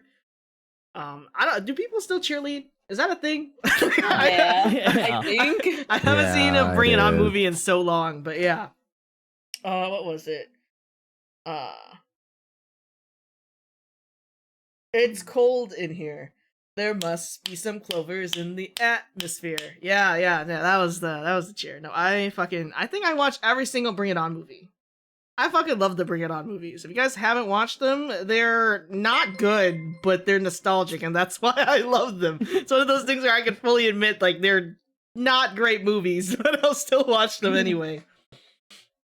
Orlando Bloom and Johnny Depp are really good choices, because young Johnny Depp, Oh my god. oh my god. Just, oh my god. Oh my. Oh my god. He was beautiful. And like, isn't like Johnny Depp also like the one like Jack Sparrow, right? Yes, Yeah. yes. It looks so good as Jack Sparrow. I was like Jack Sparrow's like, hi. Mhm. The Hi, one w- time I can excuse bad dental hygiene. Just for him. Oh, that's the exception, yes. Mhm. We'll take it. For sure. Yeah, I think those are probably like top fictional crushes, at least I can think of. Like if I have to like sit here and like really like go through the list, well the stream will be for another 10 hours. But I think that's like definitely like if those are the characters that come to my head first, it's definitely probably those for sure. But yeah. Alright, so I did put relationship talks, but we kind of already touched on relationship talks while we were talking about our coming out stories. So we can just move on to the next one, which is Q&A with each other, bring up other discussions, and discuss with chat. If there's anything you guys feel like you want to bring to the table to discuss, we definitely can do that. I can open it up to chat, and chat can ask us some questions, and we can answer. If they're appropriate. Mind you, if you guys say anything weird, the mods will shoot you on sight if I'm not shooting you on sight. Let it be known. Oh my gosh. But yeah. Anyways. If there's anything specific you guys wanted to talk about. I guess one thing like regarding relationships, Mhm. is I don't know if like I also don't know like everybody's like experience in relationships, but like at least for me, it's like what is it? I saw a meme about it once where it's like A when meme. you're We love like memes. like it's like being part of like a generation where it's like, you know, like we are in a very accepting like at the very a much more accepting world today, right? Mhm. But like still being old enough where it's like you still got that a little bit of fear about holding hands in public, you know, like just a Yeah. little bit. And it's like I'm curious, like what are like, you know, if anybody has experiences like that, because like I had a relationship in high school, horrible thing. He was lots of bad shit happened there. Cheated on me with like a girl who was on a freshman. Cheated on me with a freshman girl, which was crazy news. Oh. Mm. and like did like a bunch of like manipulative bullshit. So also, by the way, guys, doesn't matter like what your sexuality is or whatever, and like who you're dating, anybody can be an asshole. So like keep your eyes open. That's real. Oh, that is That's too real. real. Oh, Whatever you got in your pants, whatever is in your heart, you can they can still be a dick. Like so, just be always be cautious. But yeah, I'm just curious, like, what are your guys' thoughts on like like does anybody else also have that kind of like a like kind of feeling about being like proud, like being yourself in public outside of things like pride and stuff like that? Mm, That's a good um, question. I You guys have anything you want to say? mean, I so just to clarify, your question is like, uh, any experiences with like changing how you act, like in public, like after Yeah, coming out versus before coming out? Is that your question, or? kind of, or just like Mm. basically just like how you like do you kind of like, for example, back in my relationship in that day, like at that point, right? Uh-huh. Like gay marriage was just like still like hella new, right? Uh-huh. And I live in the Bible Belt, so like I'm in the South, girly. So like Uh-huh. I get you get the racism and the homophobia, which is a crazy combo, So I was just like when I would be on a date with my boyfriend, we Mhm. I would very much be too scared to like do anything that's like actual couple shit. I would treat it. I would Our dates would be as if you're just hanging out with a friend, kind of Mm. thing. I Mhm. would be like afraid of like if I hold his hand, if I kiss him, right, I'm gonna get the shit kicked out of me, Mhm. And I'm curious, like, Mhm. yeah, like, have you guys ever had like feelings like that where it's like you know if I'm like open with if it's like like that kind of openness in public, is there some sort of like fear associated with that kind of thing? Mm, I haven't experienced like romantic relationships like really after my like after kind of solidifying my bisexuality. So like Mhm. if like Zungi or Taika, if you guys want to speak with a more directed like answer towards that, Yeah, because I feel like mine's a little chat. bit more Mhm. off, like it's like connected but like not really fully connected, so For that's sure, for why. sure. Do you have anything on it, Sunky? Well, the thing is, like, I kind of discover my identity more. Like, well, it's not a secret. I'm married. I have my partner. I'm married. So, like, so, but at the same time, it's not really like sexuality thing, but it is like my own personal experiences. Like, I kind of defy a bit of like, I kind of defy kind of like what girls are usually supposed to be already. Is like I I don't always make I don't really do makeup. I don't really wear a dress. I always like go more of a tomboy direction. Mm-hmm. So I already being judged by people many times already. And I do say when it comes to like and then maybe relationship wise, it's not sexual orientation that kind of like got me worried the most, at least for me. I think is the culture that kind of got me like a bit worried because I'm also like I'm also like raised around like Asian culture in a way. So Mm-hmm. and then so sometimes there's a feeling it's like you cannot act too affectionate in public and such, because some people Mm-hmm. might be like, oh, it's too much and such in a way. Or Yeah. yeah, and then like once I'm in America, everyone's like, "Oh, we can hug more in public and such, be more like clingy." So, whew, this is really tough one right there. Relationship, oh boy. Whew. Well, Let me think. So, this is a lot to think. Yeah. to touch on what Zungi said, right? Hmm. I think I'm pretty sure we're all Asian, right? Yeah, I think so. Yeah. Mhm. Asians fucking suck. Okay, For real. Thank you. when it comes to showing affection, and we blame our Mm. parents because they didn't know how to do that for us, so we don't know how to do it now. So we'll Mhm. preface that there. But when it comes to being like openly not straight in public, like not on the internet, right? Mhm. Yeah. For me personally, I've come to realize that my own identity is for myself. And if I want to share that with people, I'm definitely willing to do so. Mhm. I don't think I really face any fear when it comes to dealing with people that don't understand it, but that's only because I've gotten to the point in my life where I have enough confidence that I Mhm. could give less than two shits about what people say about me. And that's something that like comes with age, comes with Mhm. experience, you know? Yeah. People always Mhm. ask me like, how do you just not care about what people say? And it's like, at the Mm. end of the day, right? If they're Mhm. complaining about something I'm not able to change within a minute, there's no point in wasting my time. Mhm. Mm-hmm. Thank you, Mm. Tyga. Thank you. I'm like, yeah, for me, I'm Yeah. like, I don't give a shit what anybody else says, right? Mhm. I'm like, Yeah. call me a slur. It's funny, right? Oh. Honestly, that gives me a story to tell later on stream. So that shit's hilarious. Mhm. But like it's more so I get worried about like physical violence is like a thing.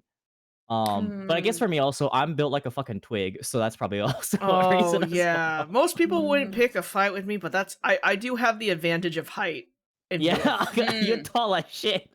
Yeah. Mm. I I'll also just pull out my shoes. I'll just pull out my slipper. That's all I need to do, okay? So Mhm. true. No, but it's one of those things like, if people are gonna start shit with you, at the end of the day, Mhm. they're the ones that hate themselves, right? If they have to go out of their way to Mhm. expend that energy to be shitty to you, they hate themselves. And if they really didn't care, they wouldn't do anything. You know what I mean? Mhm. Like at the end of the day, people don't do things because of whatever. They do it because they have a feeling or something towards it. I firmly believe people don't do things without thought, right? Mhm. So if people go out of the way, I think they need to do some soul searching themselves. Me Mhm. personally. True. Or But is that the yeah. term? Touch some grass for them? Yeah, touch some Yeah. grass for Touch a sure. grass. Touch a Mhm. person. Fuck. Mhm. Yeah, I've never really had that just because I've never Mm. been in that type of position where I cared enough. Mhm. And I think also because I used to work as a dominant because I worked in the sex industry too. Mm. I really didn't care. I've seen so much shit where it's just like you can say whatever to me, Mhm. but almost all of the clients I had as a dominant were people where if you looked at them, you would never know. Mm. Mm-mm. Like a good chunk of my clientele were very powerful women, Uh-huh. married women, Mm. married men, Mhm. very submissive men. So that was usually the lineup. I honestly had a lot of clients that were when it came to men too, like they would never like admit. Like well after they left the boutique, you would never know. They'd comb back their hair and they're back to being straight. Mm-hmm. Mm. But they're still coming to God. see me, you know what I mean? I know what you mean with that. Yep. Yep. So it's kind of just one of those things where um if you're comfortable with yourself, your own identity, it Mhm. doesn't matter what other people do. It doesn't matter what other Mhm. people say. They're just expending energy to bother you. But for what?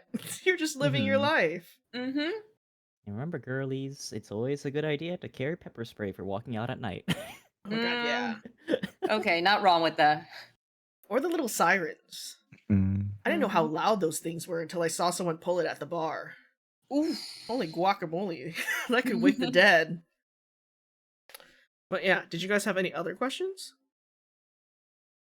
Mm, so I guess because you touched on a lot about like the like public reaction. Mm-hmm. Mhm. I think so. I'm gonna speak more about this. It's like kind of like because like you mentioned you're like in the South. I'm assuming the U.S. Yes. Yeah. Mhm. So U.S. South. I grew up in the Pacific Northwest of the U.S. Mhm. So Let's um Google what that means.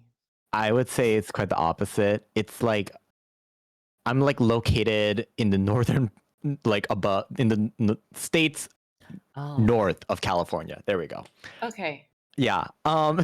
So I grew up in quite a like again like my best friend is trans. they never had any fear about like being trans. Like they would go out, and I think the city I grew up in was very kind of like diverse in that area, and also it's the location of like the YouTube channel like Cut, like that's they film in our city, and so I've seen firsthand like the amount of diversity within our city, especially when it comes to sexuality. And so for me, I think more so than like public reaction, because I would dress very when I'm still into fashion, but like I was really back then into fashion, and I was very much into androgynous fashion. It was the time where in Japan it was like I was very into Japanese fashion, and so and like Harajuku fashion, which at that time was very focused on like androgynous looks, like very long, kind of like a mix of like pants and skirts and stuff like that.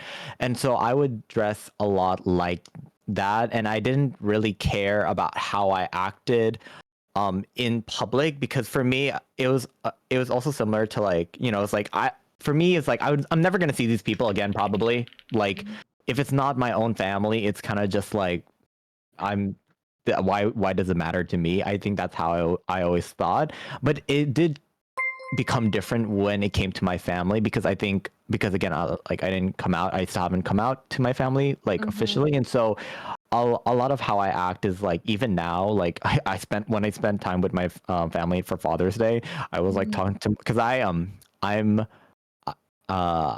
have two step brothers from two different moms, and then I have a younger brother. So we're just a boys family, and so all my brothers are like, you know, like really like Me man. yeah, and especially my dad too. And so like whenever I'm talking to them, like yeah, like I'm so like try to be laid back in the sense of like be manly laid back, but then when it comes to like interacting with like the people I'm more comfortable with, which is like my like friend, or like the dance community that I had in Korea, which like surprisingly, like when I lived in Korea was very like in the dance community specifically, because I think a lot of people have the misconception that Korea is, you know, like many Asian countries, not just Korea, like many Asian countries, like very homophobic, and like, you know, that it's very that type of like thing about regarding sexuality is very closeted.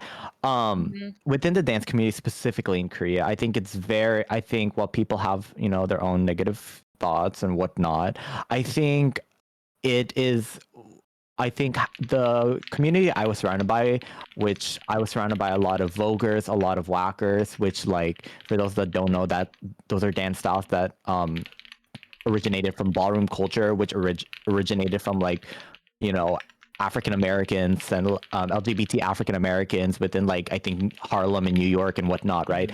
And so I was basically surrounded while I was in Korea, surrounded by a culture that like allowed me to express myself in however I wanted, especially within dance.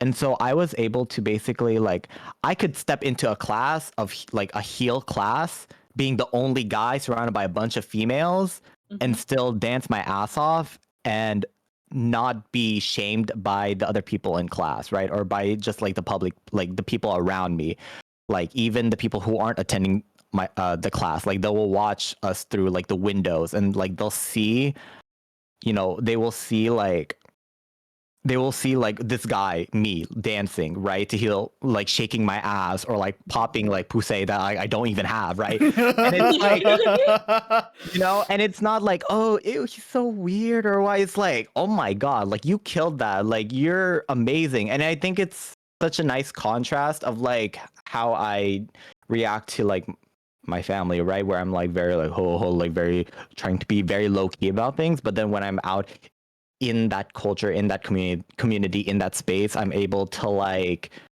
say like, oh my god, you slayed, you killed it, like yes girl, pop off, right? Like I'm able to express myself more vividly.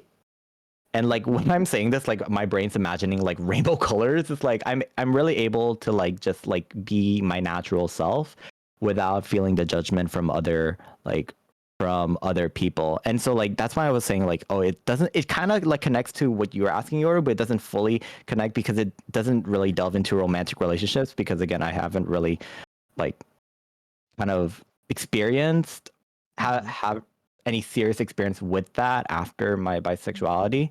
And so that's why I wanted to let Taiga and Zungi go first. But yeah, that's I think that's a little bit of a contrast that I've had, which is also really ironic because the part about me really trying to be like more low-key masculine I feel that more in the US than I did when I was living in South Korea, which I think is such a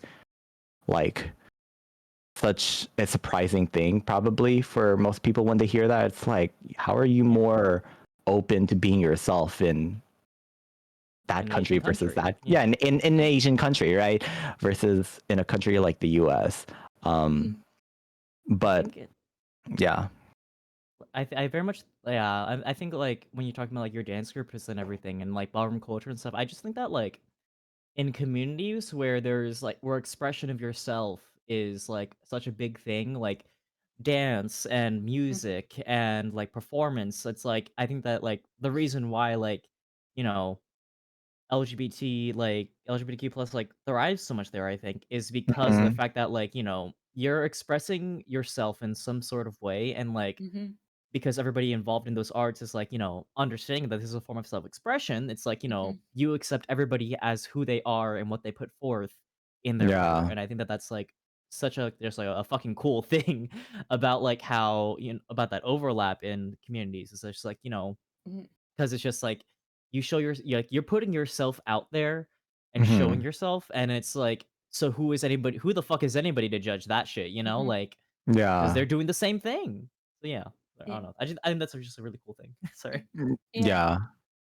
I think another thing is also like down to like which group of people you're like surrounded yourself with. And I can tell it's like because you're in a dance studio, you have people who like really like accept you for who you are. And Mm. honestly, if you got people that really like accept you for who you are, like who you are, like encourage you and such, I feel like that is like the easiest, that is like the nice way of like getting yourself, like make yourself feel comfortable in a way, like Yeah.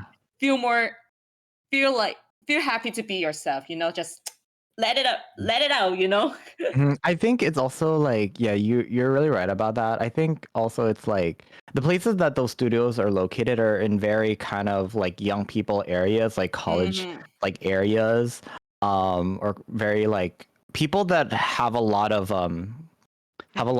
connection to the internet, and because it's like Mm. they're more exposed to their internet, they're more exposed to like I would say they're more exposed to like knowing of like international like news or things relating on an international scale rather than to the very kind of like homogenous society of like most Asian like countries. Mhm. But yeah, for sure, like if I were to like bring heels during in those like spaces, like in those young kind of spaces, Yeah. no one would bat an eye at me. But like if I were to pass by an Ajuma or Ajashi, like in Oh, like a cultural area with like some heels, whether I'm wearing them or not, they would be yeah, what?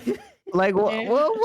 what's going on? Who's Is that for your girlfriend? Is that for your oh, girlfriend? That's probably yeah, for your girlfriend, right? Mhm. yeah. Yeah. I'm So just single. so um I mean, yeah, but that is true. Like I don't really involve myself going through those like spaces in the country, so I wouldn't know whether I would get judged. But my experience isn't just limited to Seoul, but I like to think that yeah, the from the experiences until now of the spaces I've been in, I have been able to express myself comfortably, whether it's I'm more feminine or more masculine in how I present myself, both personality wise and also like physically as well. So that's nice. Mhm. Oh yeah. Mm-mm.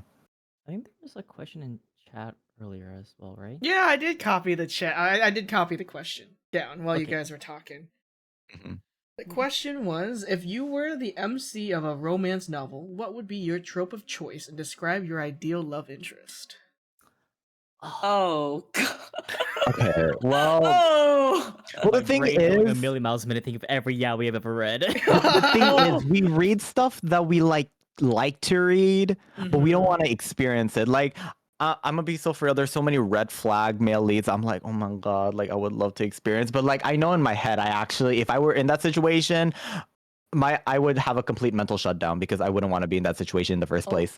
But like Oh, reading it, I'm really? like, yeah. Like for example, like I'm gonna just throw something out there, like Jinx. Like reading that, I'm like, I better see some redemption happen, and I'll be like, oh my god, I love reading this. But like, if I were in that situation, would I want to be the bottom? I'm just asking myself. Like, do I want to be in that situation? I don't know if I want to be in that situation. No.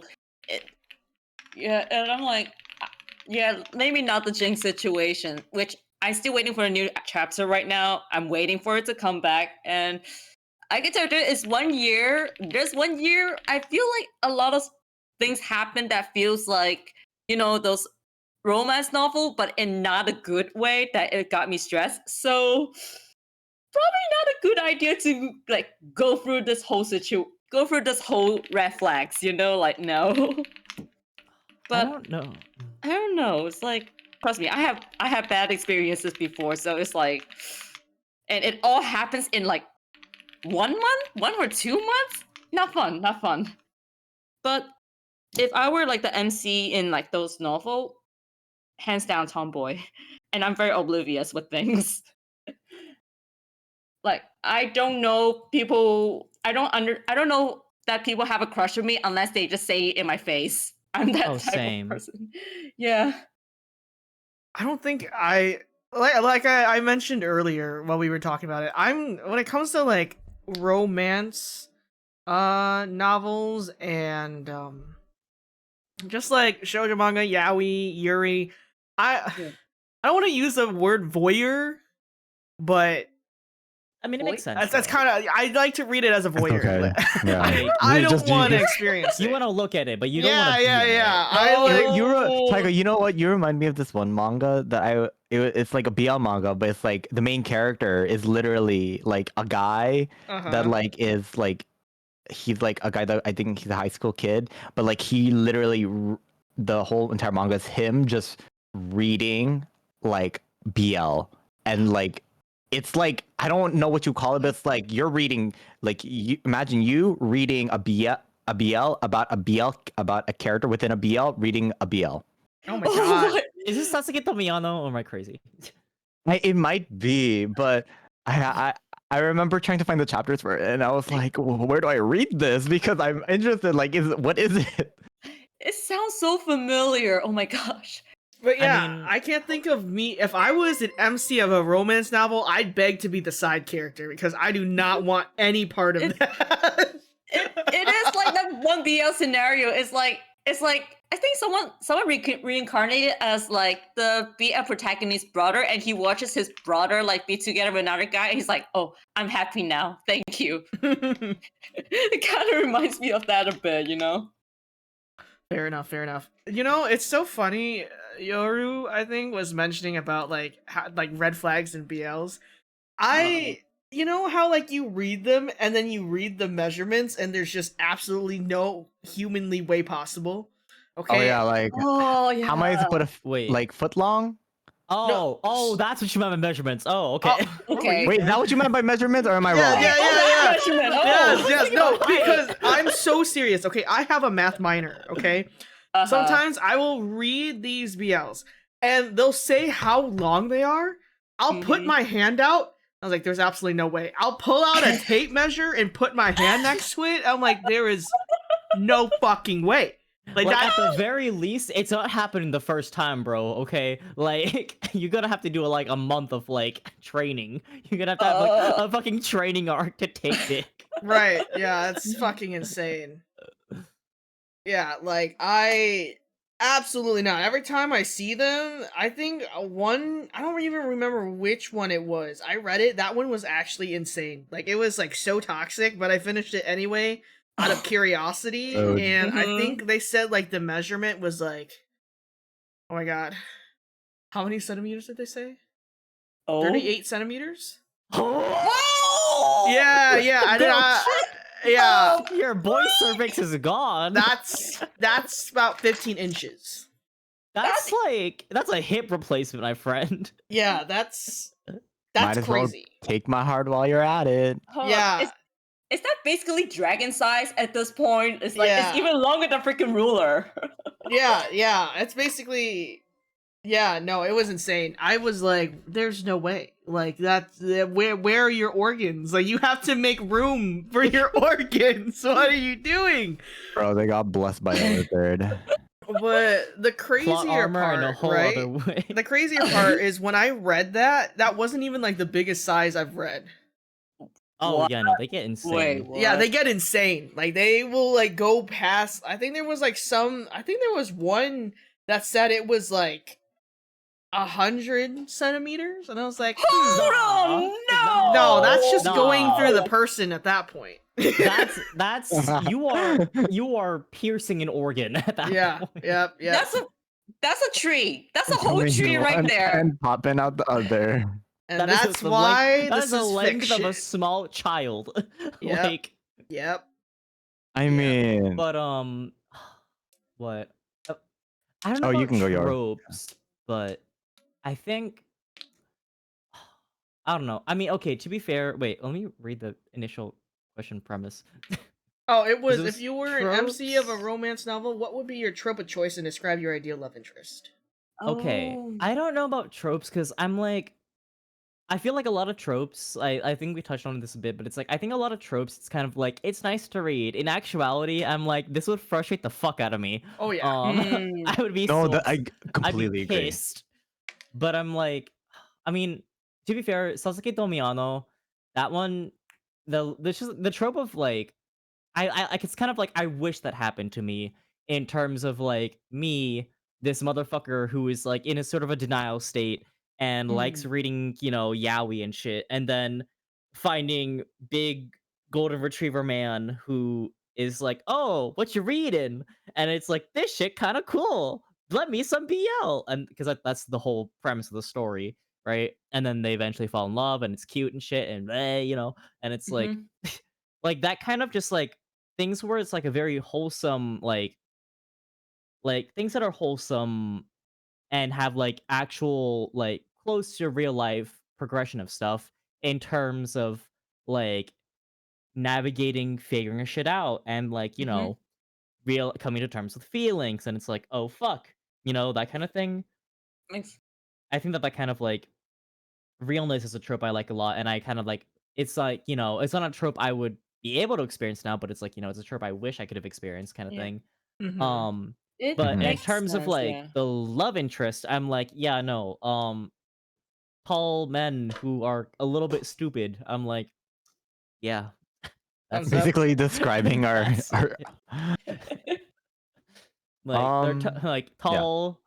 Their heart, their heart and tits are inversely sized for their brain. Like Mhm. Wow. big heart, big tits, tiny brain. Like, give me that shit. Yeah, and I would say like yeah, with the romance stuff is like I kind of agree with you with like sticking with something with like more real life stuff. Because if you notice that a lot of tropes that you saw like recently is a lot of shit happened because of no communication between people. So it's like what I hate. thank you. Like, talk your shit, girly. Say what you're feeling. Fuck. It's like you can save so many chapters if you talk to each other. It's like he was on the phone with somebody and he said something I only heard half the sentence of, and it's like, just say something. Fuck. Thank you. I'm going to strangle your fictional ass. Please. Yeah, I do not like miscommunication as a trope. Yeah. No. I think unless Zunky you're gonna go. Huh? But were you gonna like? I don't know if you answered the question already, but I wanted to let you go if you hadn't yet.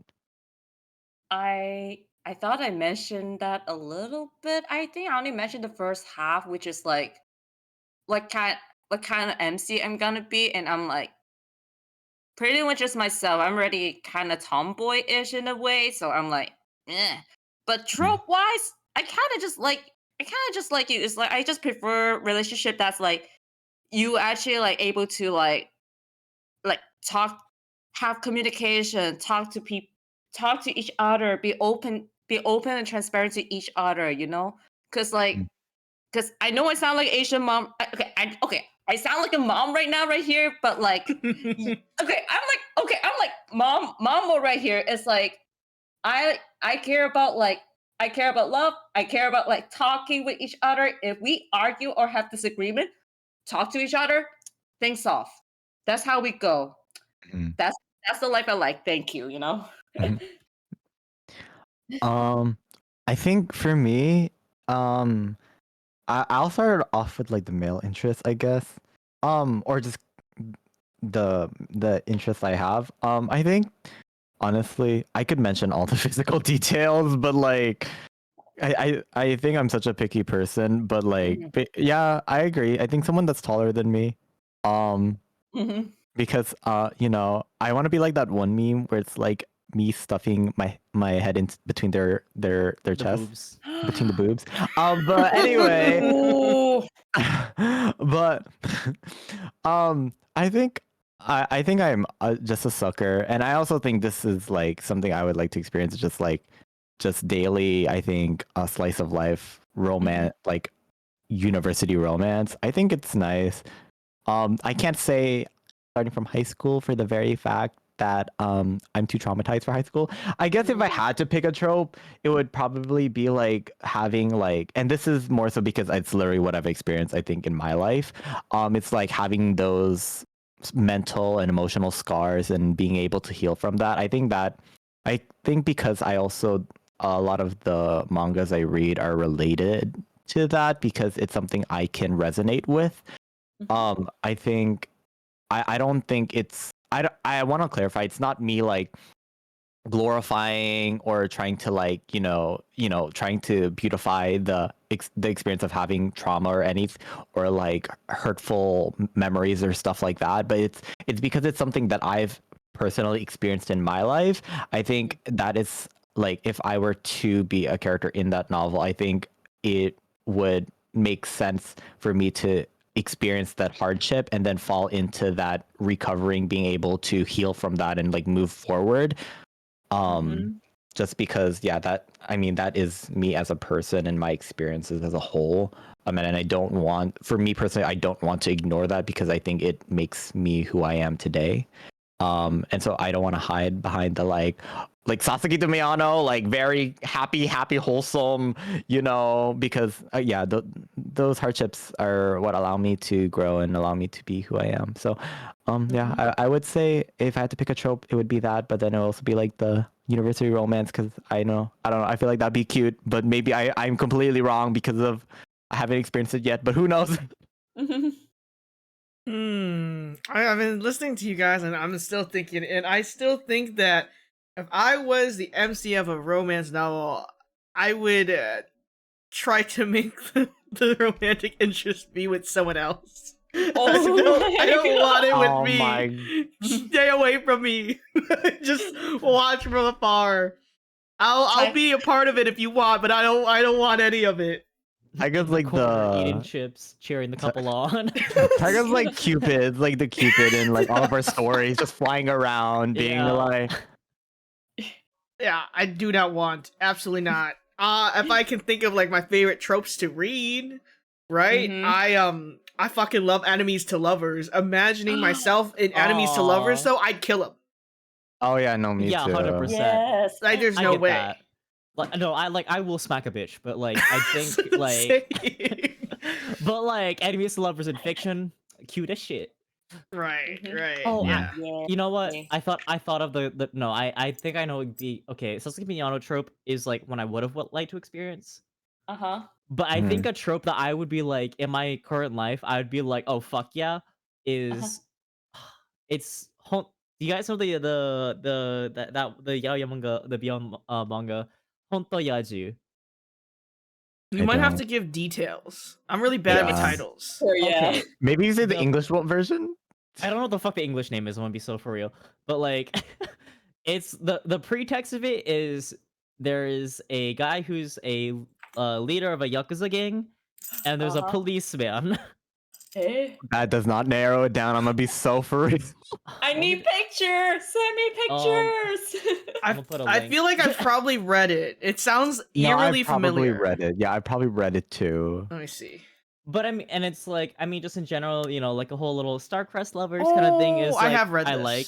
This is Yeah, old. and Yeah. then it's like, also, I just love the fact that you have like, Oh yeah. you know, Mr. Goody Two Shoes policeman, and then he's a Frank in the bed, and I'm like, yes. But like, I love like, and also I feel like this manga, like, I haven't read it in a hot minute, but it's like, from what I remember, I'm pretty sure it's like, there wasn't like, there's like, if ever, there was like basically zero like miscommunication trope. It's mainly just kind of like, I mean, there's sometimes a misunderstanding, but it's like not like full misunderstanding. They like miscommunication. They like fully communicate to each other, and it's like, you know, all the main conflicts come from just the fact that this guy's in the fucking yakuza, which makes shit happen, you know. And Mhm. then he's a damsel in distress, and you know, Mr. Goody Two Shoes, one fucking policeman saves him, and it's adorable. And I'm like, what is it my turn to get swept off the feet by goddamn 6 foot man, you know? Mhm. Mm-hmm. So yeah, honestly, I just want to be that fucking. I want to be that guy in Hontoyaju. That's the idyllic world I have for me and my short king status. Fair enough. Fair enough. All right, If I'm we gonna be built have like a princess, I'll be deserve to be treated like one. we have another question that I did copy down. It Oh. was from anonymous hopeful. I have a question if y'all don't mind. Coming back to the queer experience being unique to each individual, has understanding and acknowledging your identity also helped you understand and grow closer to those around you regardless as to if they're in the queer community or as an ally? I'm going to assume you also meant like people that aren't also the same identity as you, I think, from reading the think question. For sure, yeah. Yeah. Yeah, I would say so. It's really interesting you mentioned this question because at the start of the stream I mentioned about how um even in the LGBTQ community there is still how's a good way to say this? Conflict. There's still prejudice and Oh, yeah. also a lot of separation because there's a lot of bi erasure. There's a Oh lot my god, please don't get me started. My god, please don't get me Bi started. erasure. there's a lot of Played. ace erasure too because a lot of Mhm. people will say, well, you can't be ace, you can't be demi, that's not real, like that's made up, Yeah. right? And It's then like, when it "Girl, comes shut the hell up." right, and then when it comes to bisexuality they're like, well, you can't like both, you have to pick one. Oh Right. Yeah. gosh. Yeah. Oh my god, the amount of times I've heard you're too straight for the gay community, and then you're too gay for the straight community, and I'm like, Yep. okay, then I'm bi. And then they're like, oh no, but you have to pick one. I'm like, Yeah. I don't And think then- so. Girl, I can like cheese and crackers. Fuck off. Yeah, and I'm like, I think there's for a while like I was so scared of like at least announcing it on like Twitter or something because like, I've seen people before on the internet be like, oh, you're asexual. Oh, is asexual is not really a big part or LGBTQ or something like that on the internet, and I'm just like, huh? I'm just like, I don't know. And I'm only able to open up more because of my friends, but like when you feel that kind of prejudice it does make you feel like confined, you know? It makes you feel like, am I part of am I a problem? Am I problem kind of thing, you know? So that's never fun with this whole situation, you know? Yeah. Which I think is oh, Yeah. Oh, yeah. No, you can go. Your. okay. I was just gonna say, which I think is like, it's a crazy thing to to be like, you know, in any like part of like, you know, the LGBTQ plus community. It's like, you know, it's crazy to be fucking like, you know, discriminatory to others, right? Because it's like we as a people, like as a whole, as a community, have suffered so much, like, you know, like dealing with like, you know, like just prejudice bullshit. And it's like, how can you turn that back on to other people, you know? Which is just, it's an insane behavior. And it's like, if anything, that should bring us closer together as people who have all been, you know, like prejudiced and, you know, like told that we're wrong, or told that, like, you aren't Mhm. like, just like, your existence is not correct. It's like, Yeah. to like throw that upon another person is the most insane behavior. Mhm. And it's like the people who have those sorts, like, like, for like, at least in my experience, right, misogynistic gays or like transphobic gays, I'm like, what the fuck are you doing, bro? Thank Like, you. Yeah. you are in this community of people who have been like hate crimed for like, generations, right? It is only up until like so recently that like, you know it's safe to be yourself, right? And it's like, Mhm.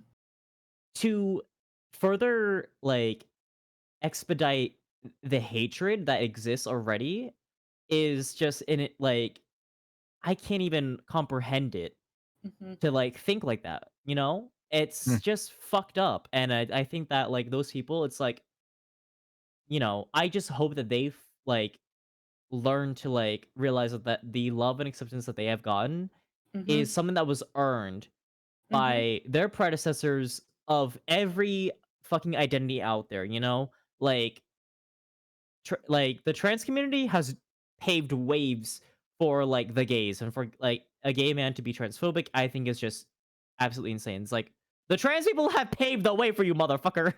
All right, Mm.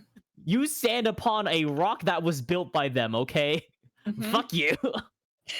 Sorry, that was a bit of a passionate moment, but I'm just like, No, no, no, no, no. Just, the just I go. the Keep on encounter cooking. just the encounters I've had with gay men who will be like, "Oh, trans people aren't real. They're just confused." I'm like, "Bitch, shut the fuck up." What the fuck you think you saying, okay? Like, you go in, like, you're gonna say that they are like that trans people are invalid and weird and like just not real when you Mhm. sticking your dick up an asshole, okay? Like, you ain't any better than anybody else, all right? Oh my Hell gosh. no. My. Mhm. You'll even go with a poo poo hole, okay? You ain't got nothing to say. He's Mhm. not wrong, but damn. Yeah. Cooking Um, hard there. But what were you saying, Masaki? I was Sorry. gonna like just to like I guess answer the question more directly for me. Uh-huh. It's like I think the opposite actually. I think understanding and acknowledging my current identity has Mm. pushed me farther away from the queer community. I think it extends my understanding, but it pushes me farther away physically from the community, if that makes sense. Oh.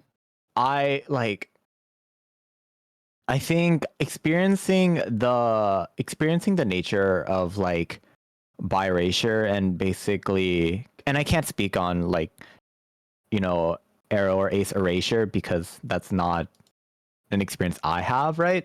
But having that experience with my bisexuality, and also basically like I have had mutuals or people were friends with, basically like they would be like, "Oh, isn't it true that you like dudes?" I'm like, "Oh, I mean, I'm bisexual," but then they would push the idea that it's like, "Oh," they would just continue asking about like who's the guy I like, but it's like I'm bisexual. Like, it's like it doesn't matter how much I mention it. It's like I think once people, even in the community, even in the LGBTQI plus community, even after I have made that statement of I'm bi, it's a constant of trying to like having to reassure myself, and also kind of like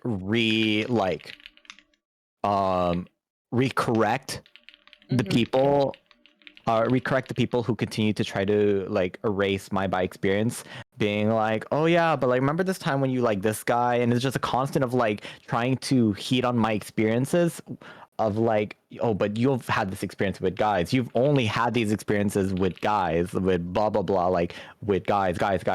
It's like, and especially when I get into the idea of like you can be bisexual and be leaning towards one gender or the other, Mhm. or to like anyone, right? Leaning to one specific type of person, right? Like you can be female leaning, you can be non-binary leaning, you can be male leaning. Like there's all these different types of like specifics, and when you go into it, but then I just feel like people become so ignorant, or people are too lazy to recognize that there is depth within the LGBTQIA plus community, especially within bisexuality itself, because they think it's such a one note thing.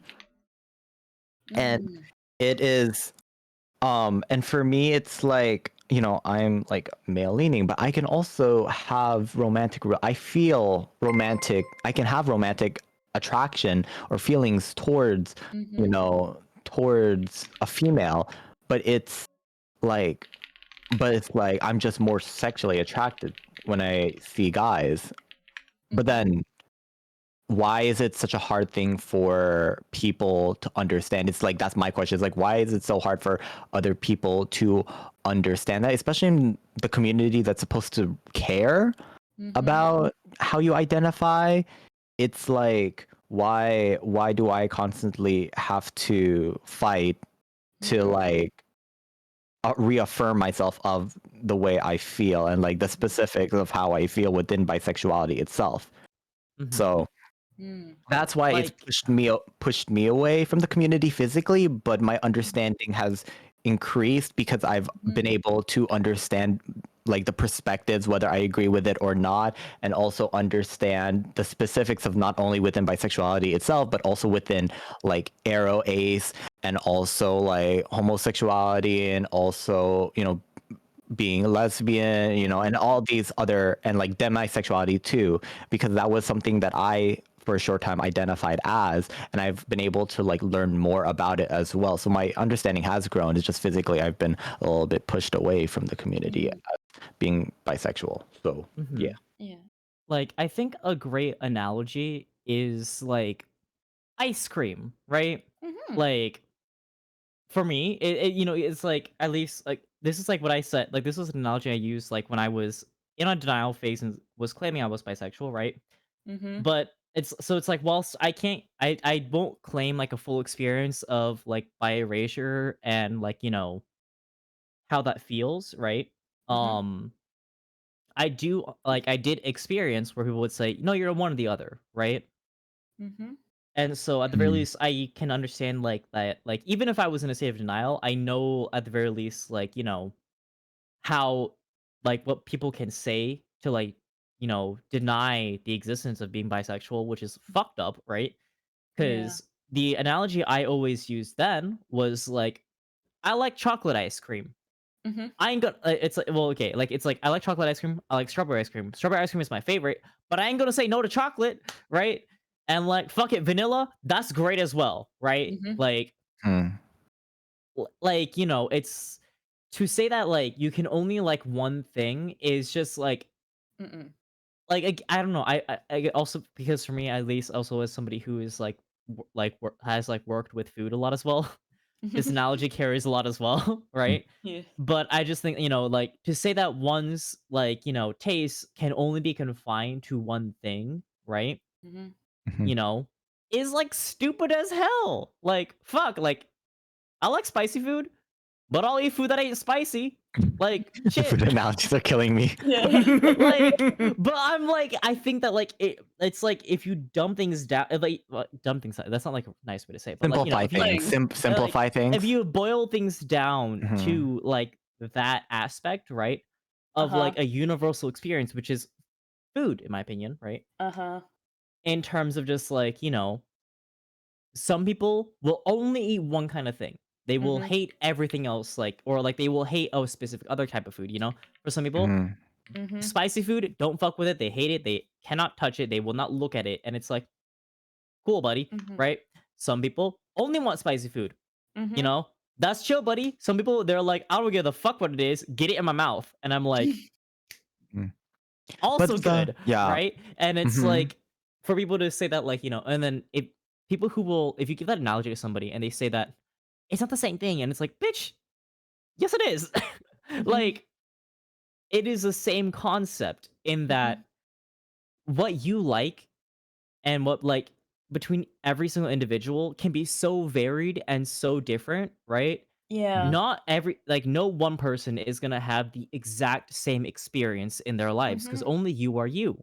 And so your interests, what you like, what you're attracted to, that's you, bitch. You know, and you should own that shit. And anybody Yeah. who tells you not is like, fuck you. You don't know me. I do agree with you wholeheartedly with there. It's like I said it before, it's like there are people like kind of like gatekeeping, be like, oh, like your like orientation doesn't belong to that group or not. But at the same time, it's like you cannot gatekeep this whole thing, you know? It's like we have different experience, and I feel like because we're different, that's what make all of us like beautiful in this whole way, you know? That's what make us who we are, you know? You cannot just make us all be the same, you know? That's not how things work, you know? Uh Exactly. mhm. Like And I that's why do we got the fucking rainbow. Different yeah. colors. We're all different, and that's what brings us together.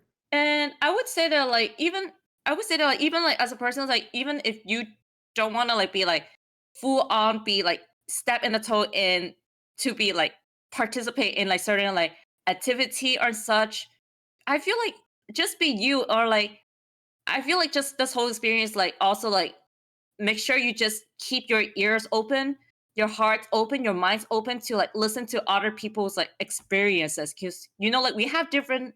I think that's what I like about our panel right here is we have like different orientation, we have different experience, and we have different points of view, and I think hearing all these things is what give us more insight, you know, and that's what I really love about this whole thing. And also, I love the food. I like the whole food example right there. That is like the best thing ever right there. For sure, for Yeah. sure. What were you gonna Mhm. say, Masaki, earlier? I was gonna I kind of you already answered it, but I was just like I hate it when like or what irks me is like when people try to simplify or like when people try to simplify or boil these things down to like like food analogies, and then when they're explaining that to someone, that person is like, but food, we're not talking about food, we're talking about sexuality is a completely different concept, and I'm like, Mhm. but they still make sense. It still makes Mhm. sense. It still transfers over. That analogy still transfers over. That's my thing. And so that's why it irks me. It's like, how else do you want me to explain this to you when you can't even like grasp the concept of it in its base form? I will have to explain it to you in another form. And if you can't Mhm. accept that other form, I genuinely don't know how else to try to prove this to you. And another thing is like someone mentioned it. It's like when if you start dating one gender, automatically you side to that sexuality of that gender that you've chosen. And it's like that's not true. Like Mm-mm. and like especially if you date multiple people, I've seen so much what like my bi mutuals or people that I have met who are bisexual. It's like once they get in a long lasting relationship, people for some reason feel the need to start labeling them as like, oh, you say you're bi, you said you dated both males and females. However, you've been in a long lasting relationship with a female and you're a guy. So that means you're straight now. I'm like, that's Like, not that no. your bisexuality does not have an expiration date. Your bisexuality is not an ID that has an expiration date that you have to renew. It is literally just a part of you that can change at any moment in time. However, just because you choose one action over the other does not dictate automatically that your sexuality has changed. And so and then also it's like another thing is oh god, it slipped my mind because I started getting into the rant zone of my No, you're voice. fine. Okay.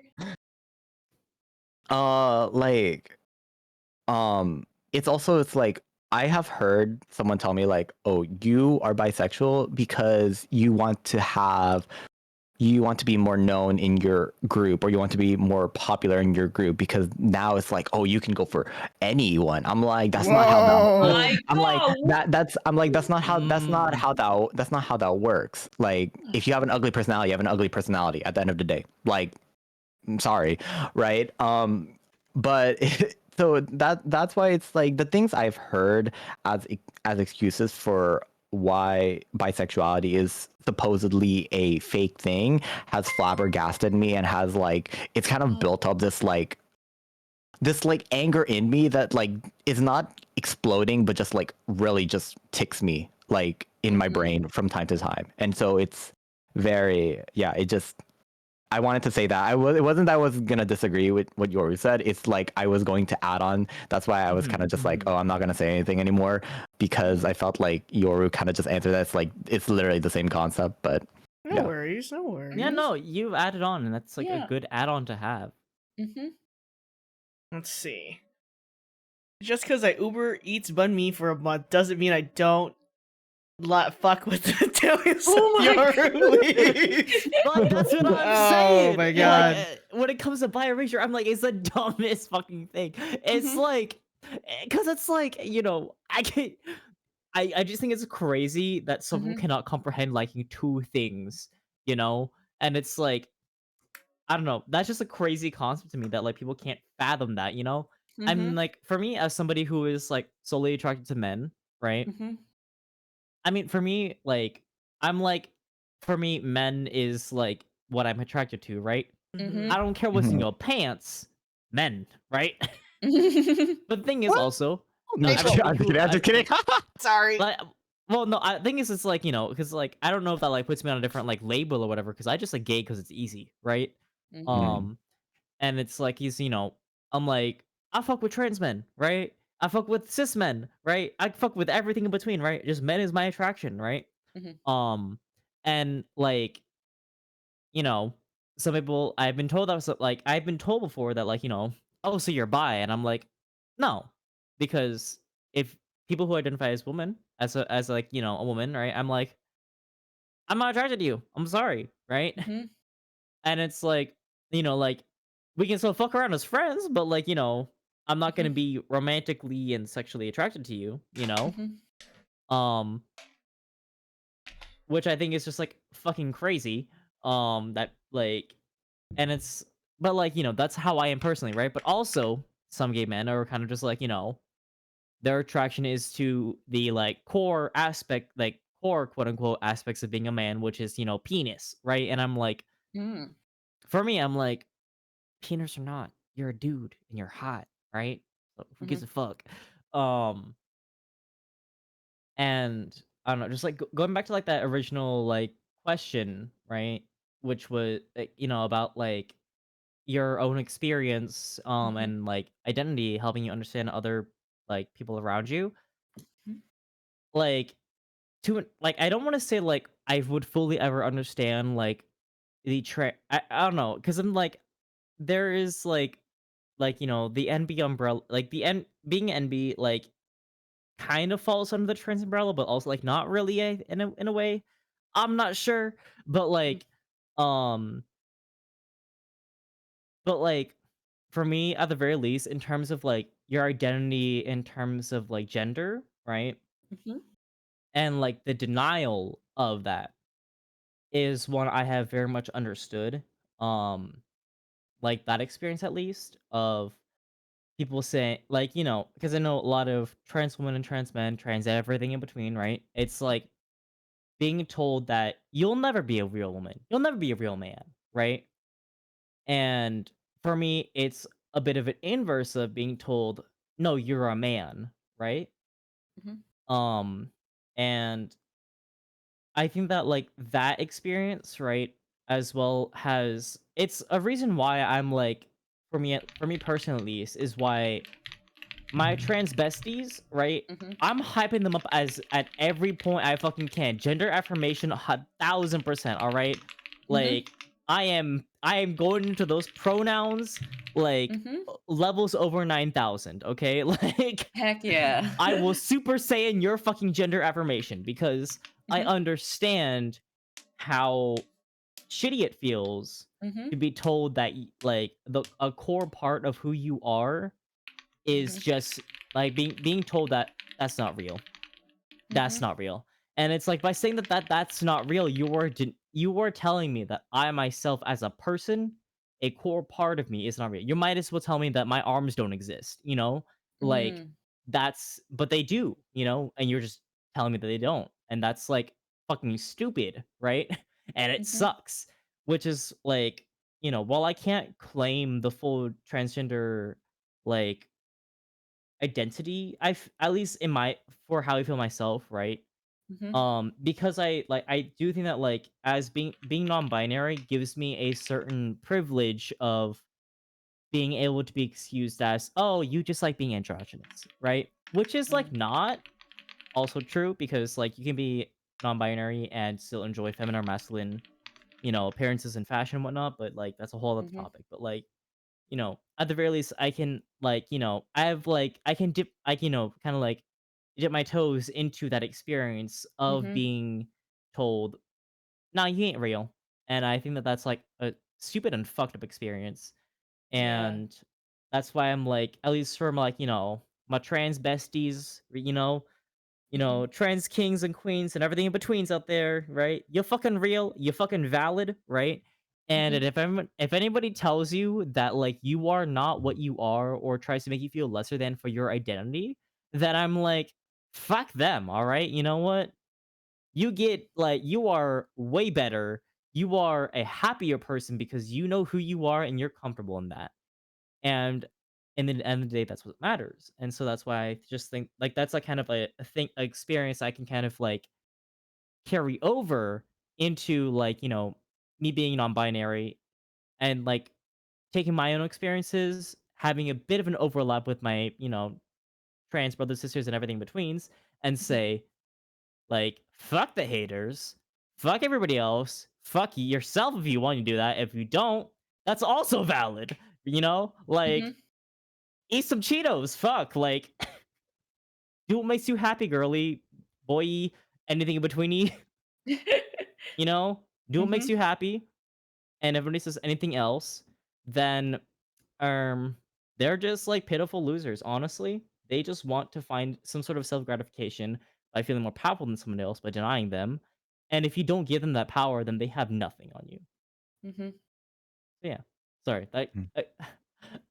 Sorry, No, I you're get all I'm good. No, no, passionate about no, these things. No, you're that's fine. That's fine. You're fine. all I'm good. thankful that you guys are able to talk about this stuff for sure. Because there's only so much I can talk about, right? Because I know my own experiences, but Mhm. having Mhm. other people, have the opportunity to share their own thoughts and feelings on it is really, really good. Like that, Mhm. I'm sure a lot of people in chat are really happy about the things that you talked about because, in all honesty, I wouldn't have been able to say all that. Not because like I don't agree with you. It's just that I haven't experienced any of that or experienced any feelings towards it, so I wouldn't be able to come up with like a concise answer, if that makes sense. Mhm. When it comes to that question for me, I wouldn't necessarily say that I'm not close to anyone in like the LGBTQ sphere, but I didn't really know about labels until just a few years ago. Mhm. Um Me personally, I've always kind of just lived with the flow.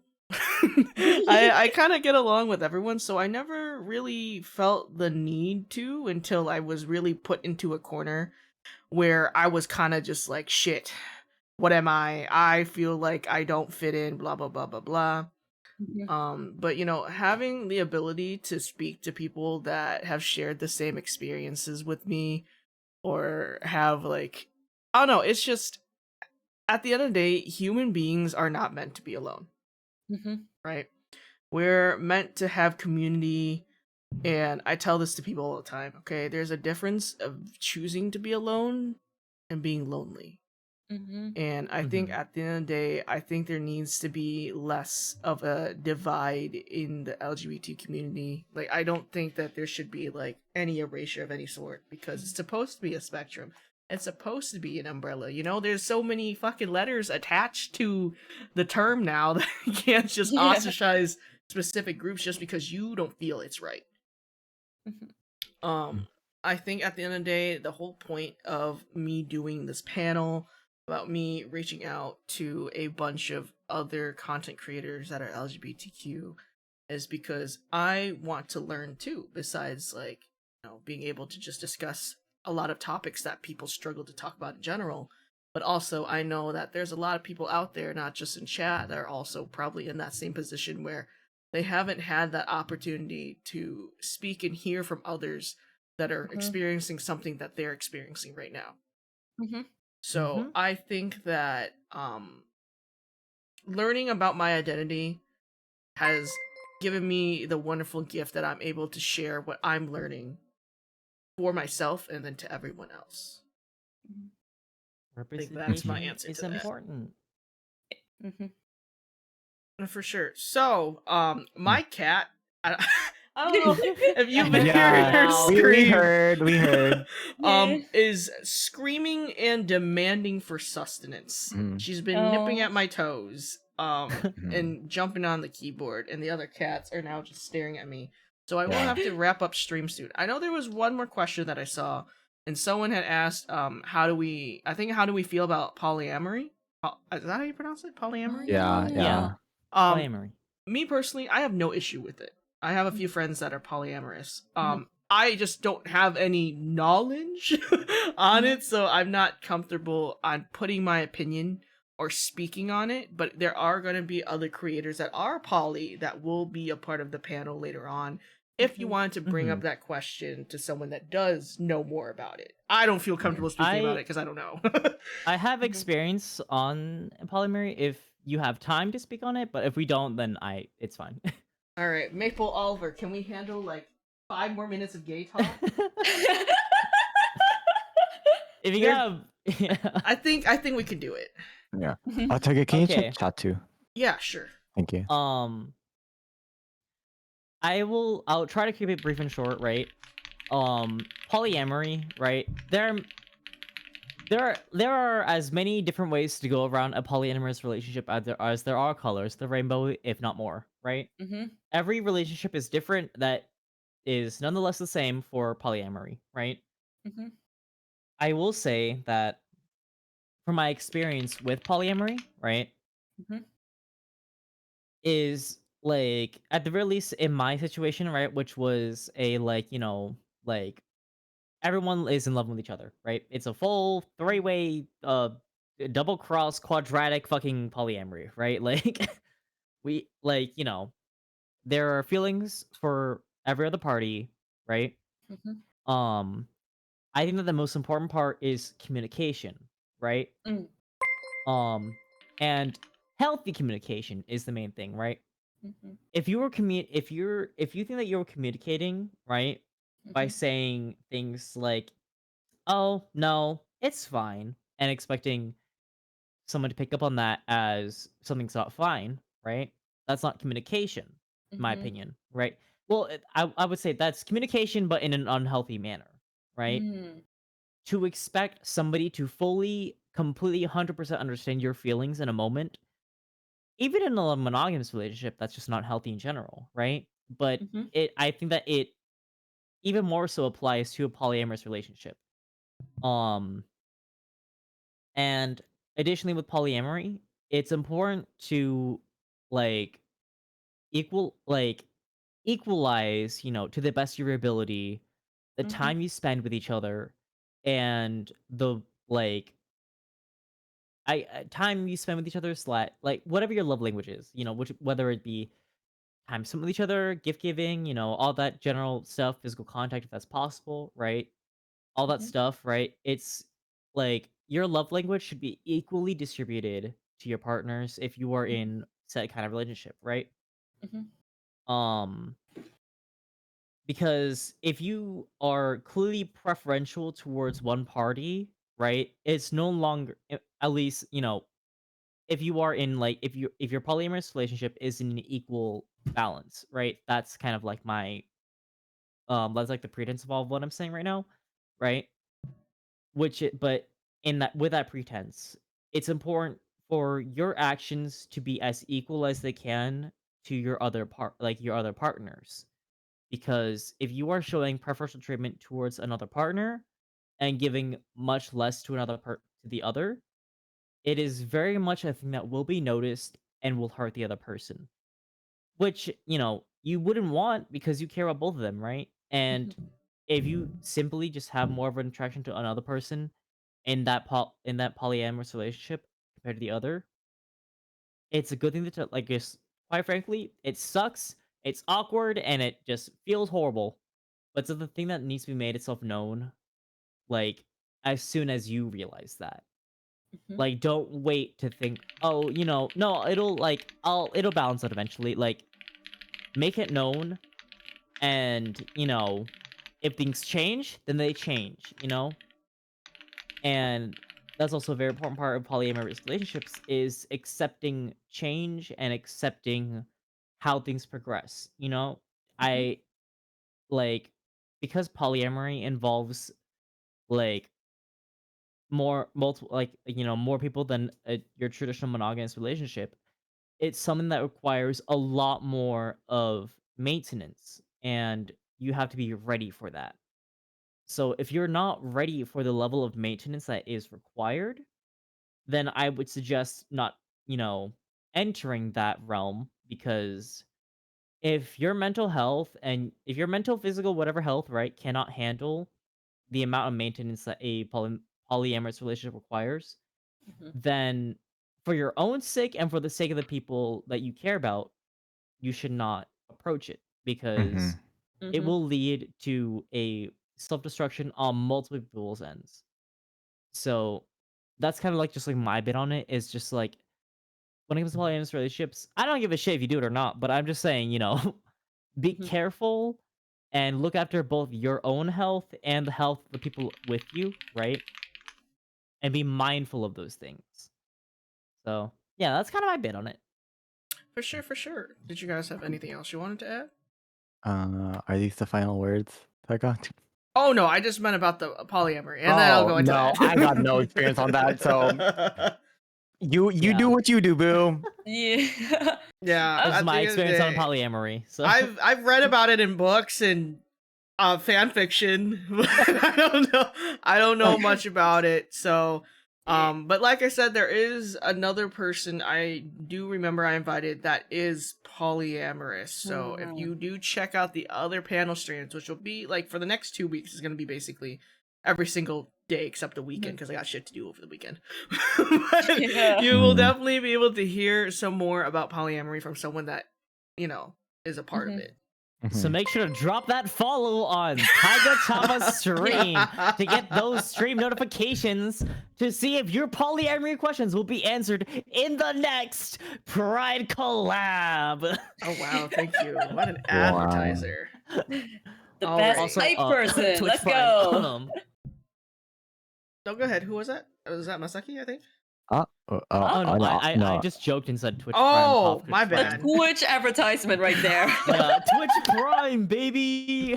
Alrighty. Support your favorite creator for hosting this amazing fucking like so many people fucking collab. Thank you. Mhm. There are a lot of people. Yeah, a lot of Taiga's people. a beast, and y'all should, support that. Thank Mhm. you. Thank you. Mhm. Alrighty. So I definitely have to they are the demons are staring at me. So we're gonna have some final words from each of our guests today. We can start with Masaki. Mhm. Again, I wanted to say thank you guys for having all of us here. Thank you for hearing all of us out. Thank you for specifically also hearing my experience being bisexual and also my story. Congratulations to again those who are living in Thailand. I'm so happy for everyone there because gay marriage is now legalized there, and so First I'm Southeast happy. Asian country too. Yes. Yay. So I'm very, very happy for everyone there, and I hope everyone is able to finally, experience that dream of being able to marry with the one they love. I don't know when I'll experience that, but it's okay. Anyway, other than that, also I wanted to give a shout out because Yoro mentioned it, but I want to give a shout out specifically to our historical figures, especially those within the transgender space who are Black, are POC transgender people, such like for example like Stormy like Delaveye, and also like Marsha P. Johnson. I want to just give a shout out to them because without them, our history as Pride would be probably completely different, and they really paved the way for us today. And so I really want to shout them out to our POC LGBTQIA plus members because yeah, we would not be here without them today because they put in a lot of work, especially for, you know, for all of us here, especially for us youth as well. So For sure. yeah, thank you. Also, check out the LGBTQIA plus dance, community. If you're ever interested, feel free to join us in Vogue, WAC, join us in ballroom culture. We would love to have you. Anyway, that's all. For sure. How about you, Yoru? Oh shit. Fuck. Well, listen, this whole event, right? This, every single streamer from here on out and the streamers who are here currently, please give them lots of love. Like, fucking support their shit, right? Because, you know, like it's easy to talk about your own experiences between friends. It's a bit harder to talk about, the dirt, like the darker sides, or the more painful memories of your experiences. So I would just want to say, like, there's a big fucking massive shout out to like the people here and everybody else going on forward, right? So give them big old shout out, especially Taiga for fucking hosting this shit. Like, Aye. goddamn Giga Thank Chad. you. Fucking A. The big tits ain't for shit, like, nothing, goddamn. Right? They're full of like love and care for like his community and everybody else. Aw, So thank like, you. yeah, Twitch Prime, drop that shit. And I just want to say as well, just like this was touched upon like at the beginning of the stream, but also if you see your elderly gays out there, like just people who have like they have walked the road for us and paved the way, show them that like that love and support that they have helped foster, like we are able to be ourselves so much more safely and confidently in this day and age because of them. And we need to make sure to continue that rallying of support and that rallying of normalization so that people in like elsewhere places, right, outside of your own country, if your country is accepting, to make that acceptable. And if your country is not accepting, fucking vote. Or do some shit, like your voice, it matters. Like one voice by its own doesn't do shit. 1,000 voices together can move worlds. So just speak out for what is your truth, and if that truth is hating other people, though, shut the fuck up.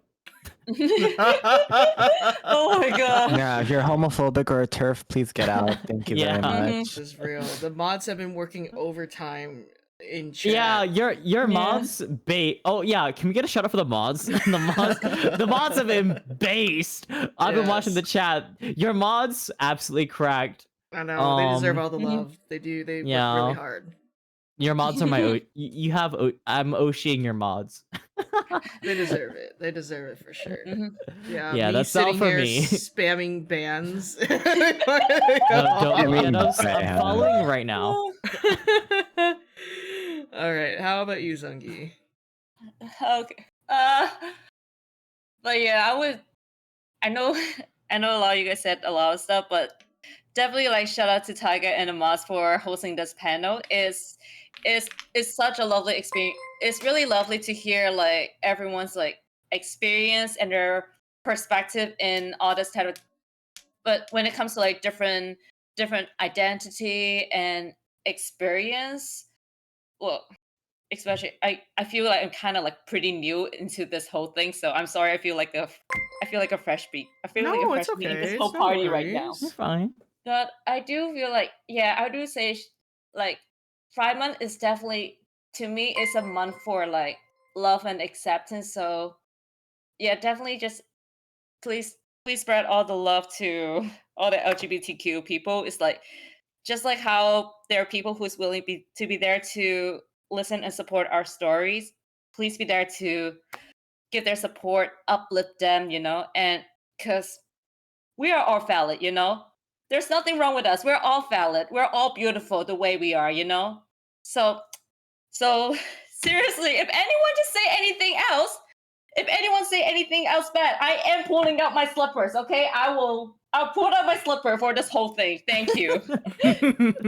Yes, please love us, even if it's not Pride Month as well. Remember, it's not. Sure. Don't just celebrate because it's the month and then go back to your homophobic ways the day after. That's not it, bestie. You're not a Continue corporation, girly. continue to be supportive of all people, as long as they're not hate criming. So yeah.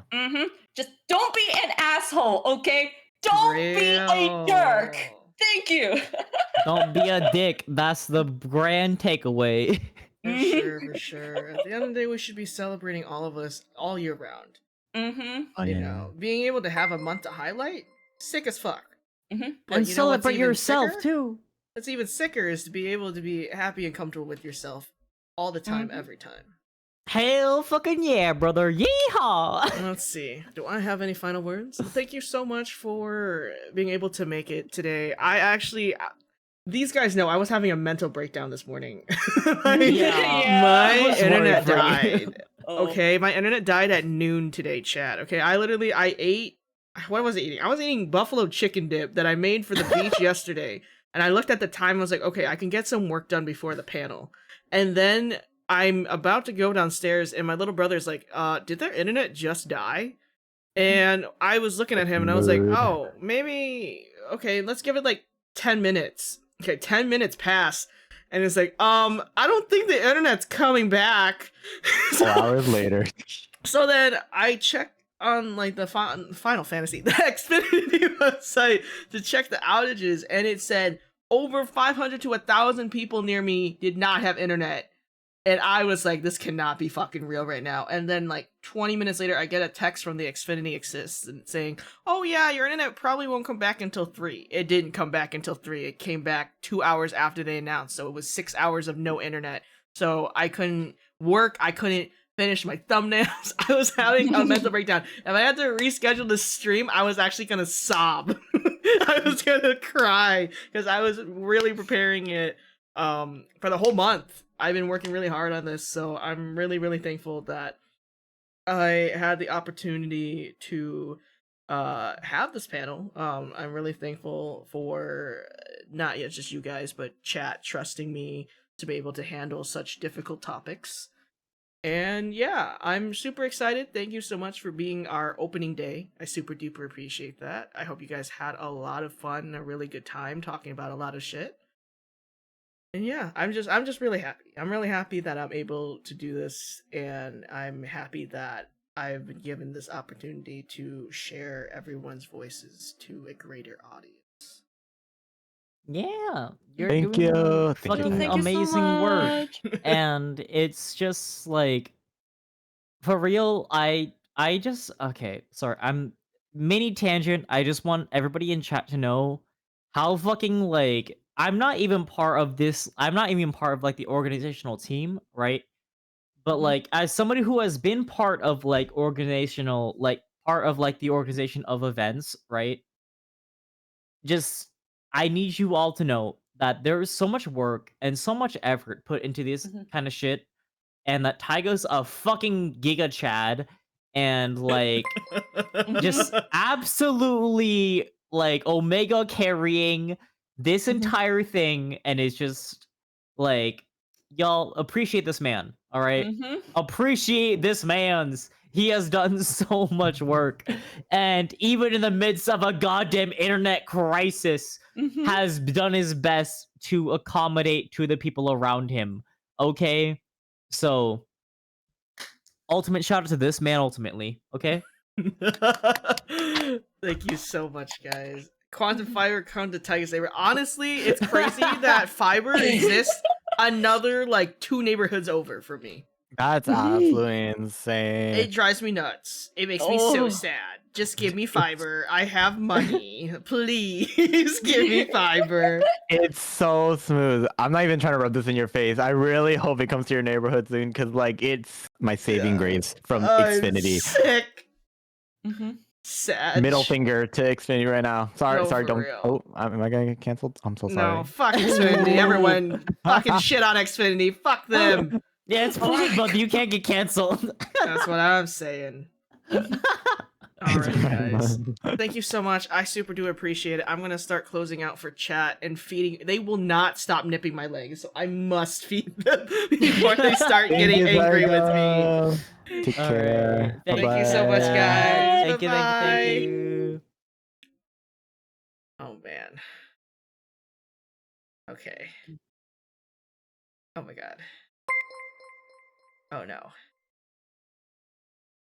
I am tired. It's hitting. It's hitting. The cats won't stop biting my legs. So I must feed them. I must feed them. Let me switch screens. Let's go back to our usual.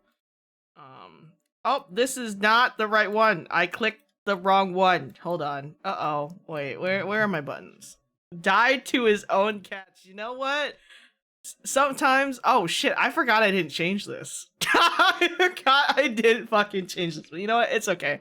Listen, I swear to God, okay, if I died, my cats would just eat my corpse. They'd be okay with it. They'll survive. They'll just survive on my body as sustenance. As they are. Stop that shit! I'm going to feed you! Oh my god. Oh, thank you for the Prime sub, Yoru. Thank you so much to everyone that has followed, that has watched, that has stayed, that has subbed, that has shared the stream with their friends. Thank you so much. I super duper appreciate every single one of y'all. Super duper big love from me, man. I'm so thankful for everything that you guys allow me to do, and I'm just really glad that I'm able to do something like this, you know? Because I don't think a lot of people can, you know? And I've always been the type of person that wants to share the stage with others, you know? It's not a one-man show. So, I'm really thankful for everyone that comes to support. And I really hope that a lot of people learned a lot today from all the talks we had. Talked about a lot of shit.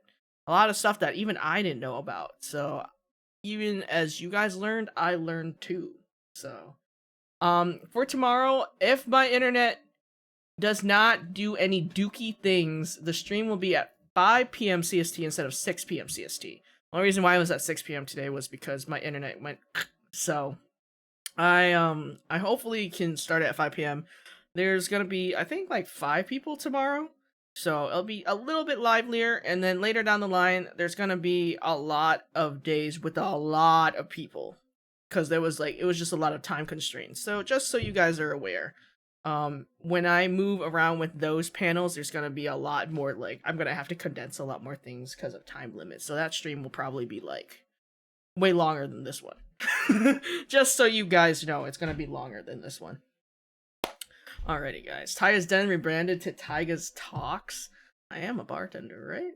We're so proud of you for doing your best with every stream. Truly, your dedication is unmatched. Thank you. I really, really appreciate it. It means the world to me to know that my efforts are not in vain. I'm really appreciative that my efforts are not in vain. So thank you, thank you. All right, let's go look through. I know that I've been on the front page. That's why we keep getting a bunch of evil straights and trolls. The mods have been taking care of them. So let me check the pride panel, see if we can raid someone. If the mods can make a raid message for me, I'd super duper appreciate it. This was an amazing stream. Thank you, Taiga, being a talk show host. So when is he buying us all cars? Alrighty. Alright. Let's see.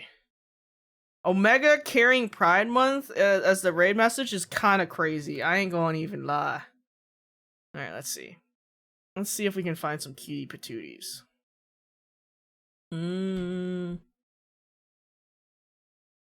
Let's see.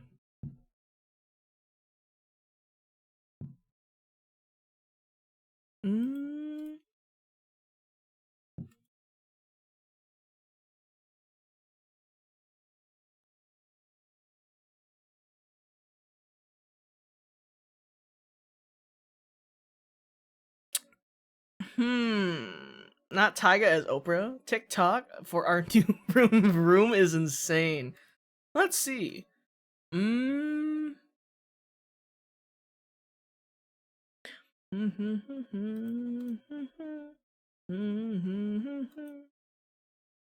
trying to see. I'm looking.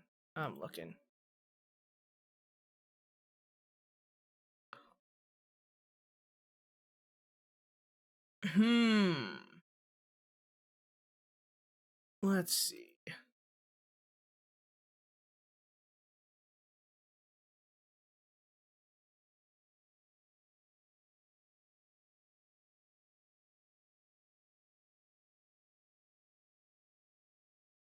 Would it be weird to rate? I mean, I've rated. I was about to say flesh person. Would it be weird to rate a flesh person? Would you guys be down for that? They're playing Coral Island right now, so, and they're also on the gay panel. I don't. Flesh. Yeah. They look okay. They actually disappeared. Hold on. Where'd they go? Okay, they came back. Alright, yeah, let's go raid them. They look nice. Their chat looks chill, too. Alright, let's raid... Bell? Bell? Flesh tuber. Yeah, like, what do we call them? Well, what's the correct term, you know, as a VTuber? What do we call real people? Oh, fuck. Is it okay if I raid someone that's made out of flesh, chat? Sister streamers, Human VT, one of the largest agencies, for real. Skinfluencer is kind of crazy. That's actually a crazy sign. Flash tubers, skinfluencers, flesh beings, real people? I am just a figment of everyone's imaginations. I would have loved to continue streaming, so you know, because Nico's supposed to stream for his birthday, but alas, he's eating Korean barbecue, so you guys will see him when you do. So when it is his birthday stream, please go support him. He's such a lazy ass, so please support him on his birthday, okay? I really appreciate it. I love you guys so much. Thank you for taking time out of your day, spend it with me, because you don't have to, but I really appreciate being a part of your day. Bye-bye. Bye-bye. Mwah.